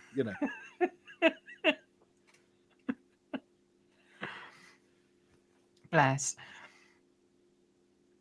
Yeah, so that's So yeah, I've been doing a bit of that and keeping my carrier going. I found some nice little farming areas, not that far from the bubble. Only sort of 2 carrier jumps outside the bubble where nobody's been to any planets. So I said, I've bookmarked it. That's all mine. I've often found it's better to go outside the bubble if you're farming stuff. Yeah, I mean, but you don't have to go that far. I mean, there's so much space out there. I found a nice little cluster that nobody's been to, so I've been bunny hopping around, poking my Dysonator at stuff, and found a couple of planets where the bacteria were particularly hard to scan, and then one with really knobbly hills, and I can see it. It's just there. And can I get to it in my SRV? No. Can I land my ship anywhere near, even a diddy bitty ship? No. I've got to schlep all of the way. So yeah, there's me been schlepping uphill quite a lot. Schlepping or trudging? Well, I think it started schlepping, and then it was trudging, and then it's sort of on my hands and knees crawling a bit. And it's a mushroom. Where's the next mushroom? Look over at the far hill. It's like, oh my god, no! Just so you recall the ship, and it lands somewhere down the bottom of the valley, and it's like right. Yeah, I've been doing a bit of that, and I don't like space mushrooms that grow on tops of hills anymore. But I've been finding a few of the discus things and the space crumpets. And have you been taking photos? Pardon? Have you been taking photos? I've got a few, yes. Yeah. You should post them on the Facebook page. Oh, I might do. I haven't seen a space mushroom yet. You've not seen a space? Oh, they look like grass, little clumps of grass, but then you get near them and you realise they've got sort of knobbly tops on them. Fungoida satesis or something. I can't remember what it is. Well, but knobbly tops sound like fun. I found some sort of suggestively shaped coconuts that had probosces poking out of stodgy looking things, and there were a couple of space loofers and that sort of thing. I've seen the space loofers. Yeah. And I found the sort of the flat bowls, the concentric ring bowl things. They're quite good, but you're sort of going along, and it's dusty and sandy and dusty and sandy. There's a rock. Is it one? No, and you find the odd rock with one poking up on it on this planet. The planet I was on, this second one, was as flat, and you go along, and there's nothing, and one rock with one of them on, and then you've got to travel 200 kilometers to find another variation on it. So it was all right. It was a bit of a diversion. It definitely sounds like a trudge. Yes, well, try sometimes in the SRV and just enjoying sort of pulling the handbrake a bit and doing the thing. So yeah, it's just sort of a casual exobiology, I think, is the best description I can come up with. I've not dipped back into mining or anything else. I did actually go back to Hutton Space just to see if I could bolster one of the systems, and then by the time I got back there, the state had changed. So it was bother. And it was all settled again. So I might have to pop back to Barnard Star and lend a bit of a hand there. Maybe do a bit of a hand in my next exobiology there instead of at my carrier. So I might save up the next lot and take it all down to Barnard Star to help out. Barnard Star. It does sound like, I mean, it sounds very zen. Yeah, I mean, it's sort of, and then occasionally you get distracted by a sunrise. So yeah, you do get a bit zen about these things. Yeah, it's sort of, it's a pretty sunrise. Maybe if I just fly over that hill and completely waste my time by taking a few selfies next to my ship. I'm still bemoaning the fact I can't have a Hutton decal on the corner of my suit, though. That makes me grumpy. I have no idea why we can't. What? For me, that is Elite Dangerous. I do it for the zen. Oh yeah, absolutely. It's so sometimes I'm in a bellicose mood and I want to go blow things up, and sometimes I'm in a missiony kind of mood, and that sort of thing.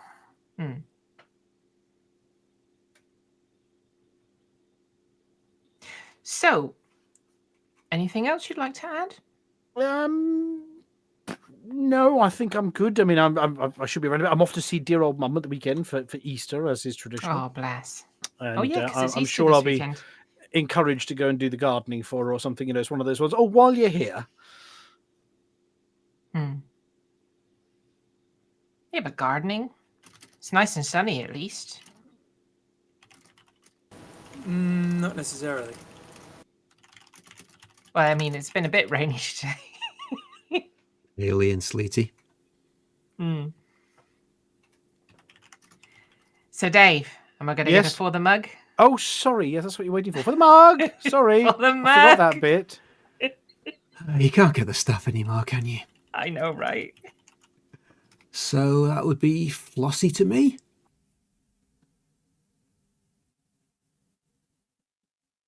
Sorry, I was on the wrong keyboard. So how have you been? I've been okay. I'm just trying to avoid touching things because they keep breaking on me. Oh dear, it's like that, is it? Well, the engine's fallen out of my wife's car. Oh dear. Yeah, in a fairly terminal way. In a that's going to cost more than the car's worth to fix sort of way. Ah, right. So we're in the market for a new car. Yeah. Right. Good luck with that. Well, fortunately, the place where I work has recently started a scheme where they're effectively kind of sort of subsidising people to buy either hybrid or all electric vehicles as an environmentally friendly sort of thing.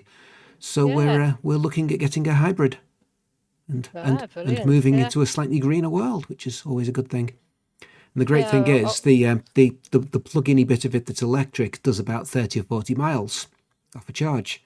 And my wife's daily mileage, because it's her car that broke, is about 30 miles. So as long as we remember to charge it every night, it's going to be an all-electric hybrid, and it's going to be great.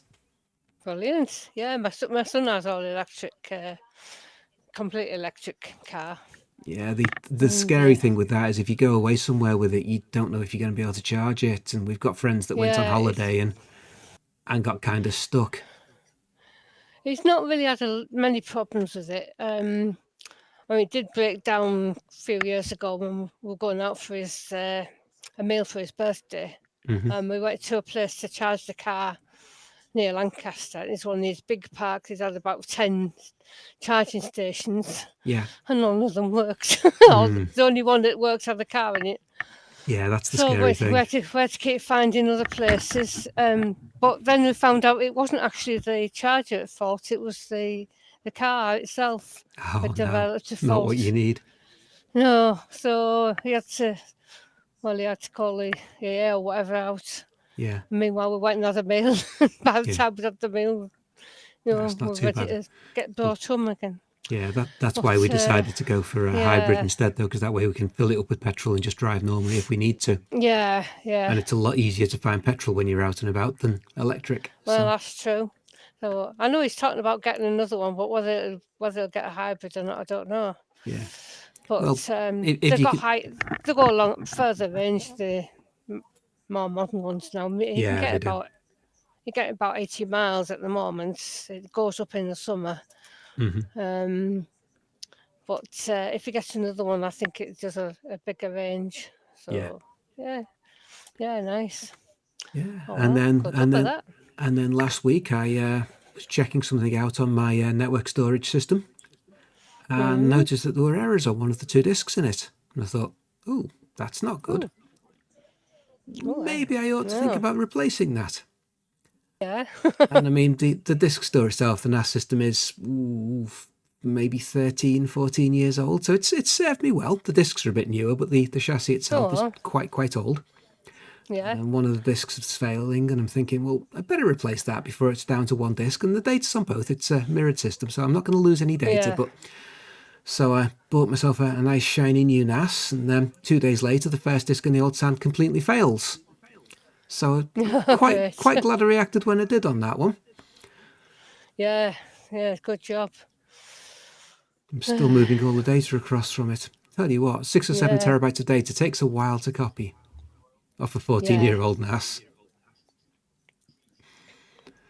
Yeah, but I think it does. I'm Yeah. just waiting to see what breaks and bites me in the bum next, really. Oh dear. Well, I hope you. Mind is that? No, it's only 2 things, isn't it? Yeah. Well, I'm going Well, to I see hope- the I in-laws hope over the there's a weekend, third. so I'll break something there to make up the 3. That'll do. Don't break them. No, I'm not allowed to do that. Do not. Yeah. No. David's already done that to his in-laws. So. Yeah, that's what I was going to say. It's you can't be doing that. No, they're broken it up already anyway between them. But anyway, that's pretty much it for me. Sorry, what? Right. Okay. Yep, for the mug. Thank you. So that's for the mug. Right. Thank you. Bye. Amelia, how you doing? What have you been up to? Well, Anything? I mean, Everything? well, like I said to Aiden earlier, I mean, my computer's been having blackouts. Oh yeah. What did it call it? Was it giddy restarts or something? Basically, McHiccups. Yes.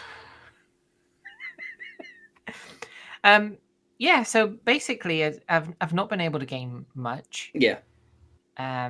Because I mean, I'm surprised it's not died tonight. It's doing a grand job tonight. Yeah, it's doing a great job when it's not running anything gaming wise. Yes.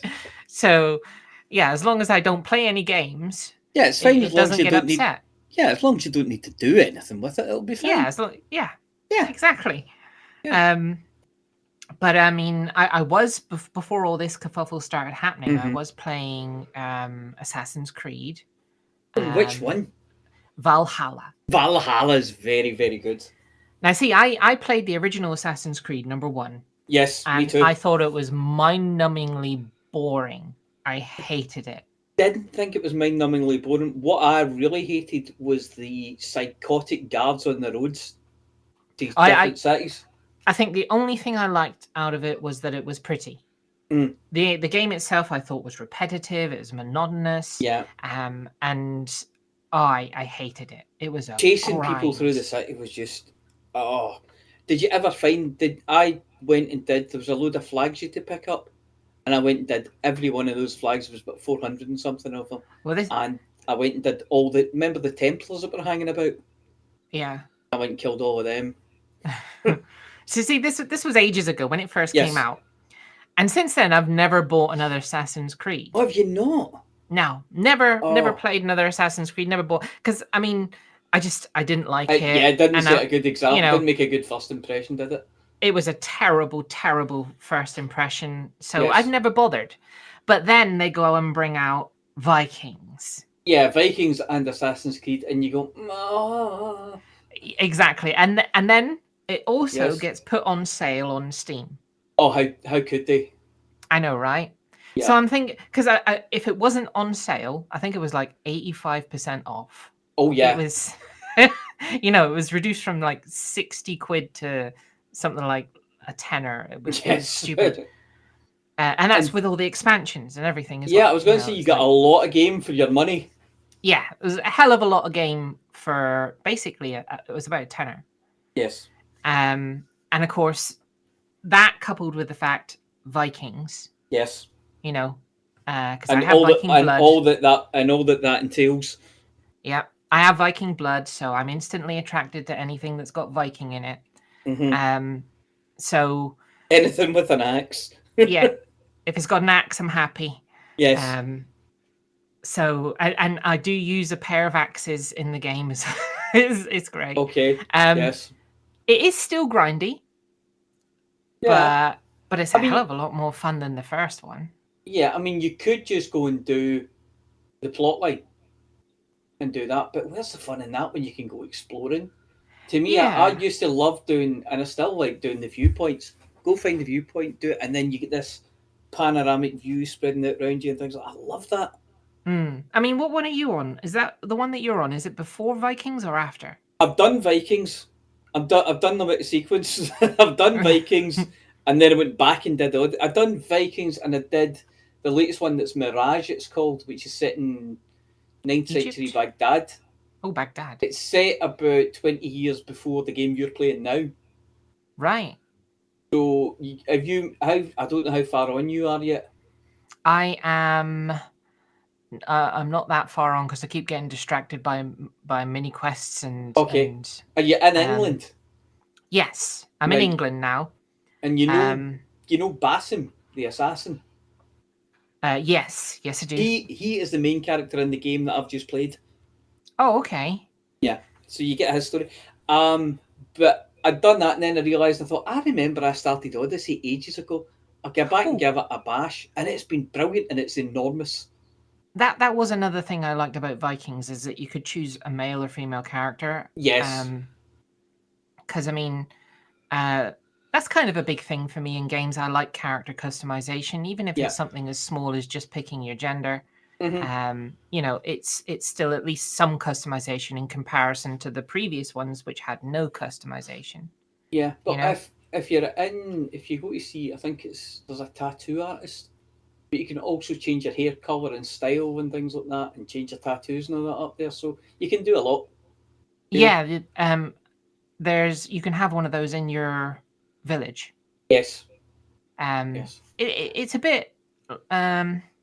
It's a bit odd that you can go and change your hair color. Well, it's not very. It's not a big customization. There's not many options. No. In fact, there's more tattoo options than there is hairstyle. Oh God, options. yeah. I think there's only about 4 hairstyle options, and then about 3 different colors of each of those 4 hairstyles. So it seems like more options than it actually is. Yes. You can do the same with Valhalla. You can pretty much, you can't do all the hairstyle options and things like that, but you can choose a male or female character. And actually the female character has got the better voice acting. Yeah. And the actress who played her is a proper Greek person, and was in what was it called? Neil Gaiman, Sandman. Oh, Sandman. Yeah, remember the muse that was captured? Oh yeah. She does the voice of the female character in Assassin's Nice. Creed Odyssey. So yeah, really, really good. Great actress. Yeah. You also good. have Melisanthe, yeah. Yes, I think so. I was going to say Yeah. you need to get her on voice packs, because she's very, very good and she's got a great accent. But yeah, I mean, so I did that like yes, a couple of weeks ago, Mhm. and of course lately I've not been able to do any of it. Oh yeah, because you can't do nothing because your computer's full of cat hair. Yeah, which I'm going to be opening it up tomorrow when I've got some, natural light. Yeah. And I'm going to take a poke around in there and kind of pull out the hairballs. Yeah. Do you know what's really worrying is if you open it up and there's a ball in there. You're like, how? They can't be sitting going, well, me. I've been finding cat toys everywhere. Yeah, that would be just like the thing. You open it up and there's a brightly coloured cat ball in there. What the? How? They disappear. I have since. I mean, this past year she has had multiple dozens. Oh yeah. Of toys, and yet, there's only ever a handful that you can find. Yeah. I don't know what she does with them. We haven't got a clue where most She's of them got a end special place. She's putting them away somewhere. They're all in your computer. Yeah, they're all in your computer. Yeah. That might be the problem then. Yes. But yeah, I mean, other than that, until I get it fixed, it's just going to be a for the mug. For the mug. That's us, isn't it? That's everything. That's us. I think, yeah, I do think that's us all done. Well, that's us done. Well, thank you very much to our listener and to our guests in the green room, and thank you for joining us for our special end of the month green room edition. We are going to be back next week. We may well have news that Volcarius has moved on to Titan number 4 by that point, possibly. We don't know. Depends how much everybody gets their finger out. Well, hopefully Barnard Star will be in a bit of a better state, as will Epsilon Indy. Other than that, everybody have good fun with your week. Enjoy your Easter. Don't eat too much chocolate unless you really want to, in which case eat as much as you like and enjoy it.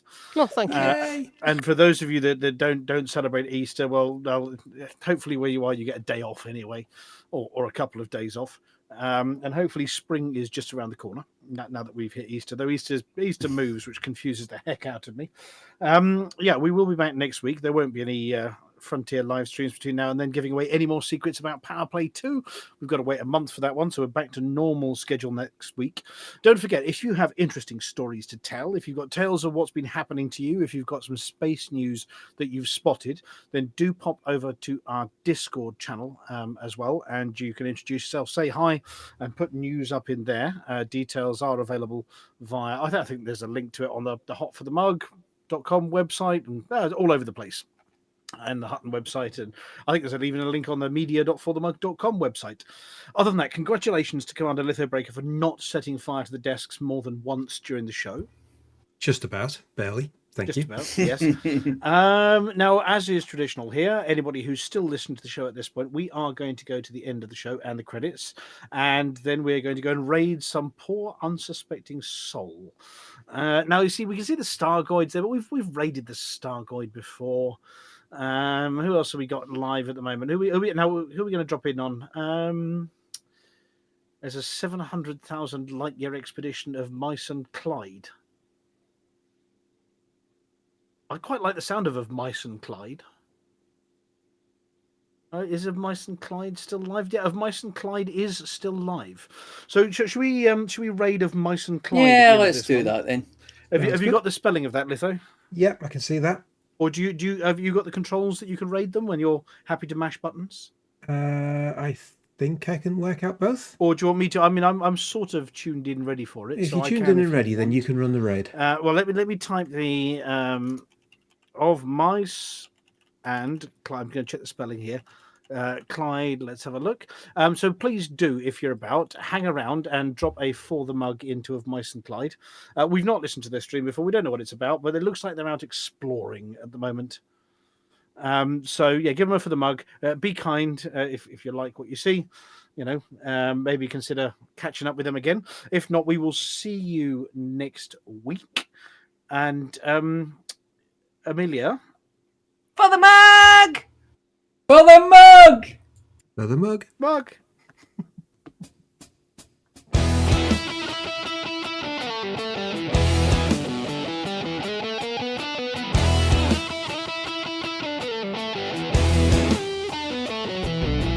No journey too long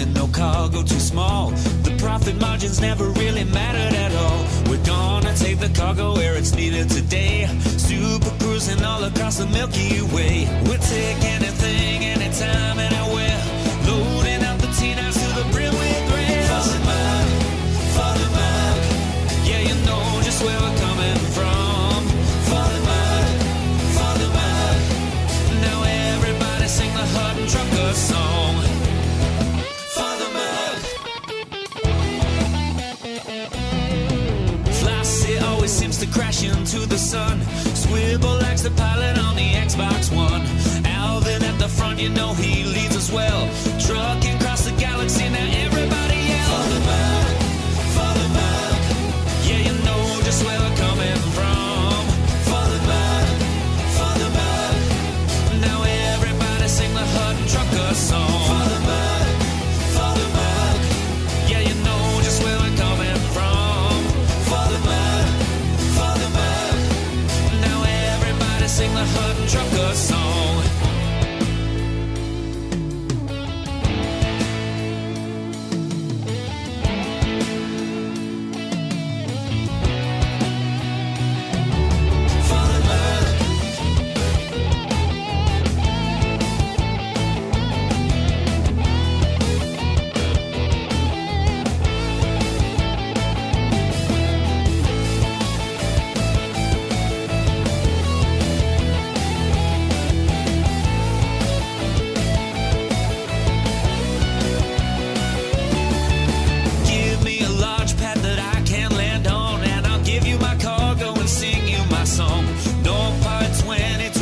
To go cruising to Hutton, whoa, whoa, whoa, no journey too long and no cargo too small.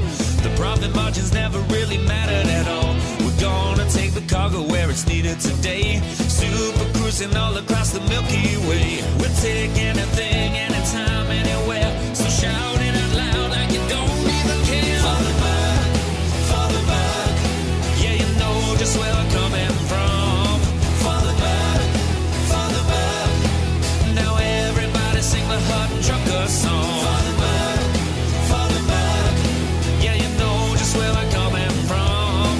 For the mark, now everybody sing the Hutton Trucker song.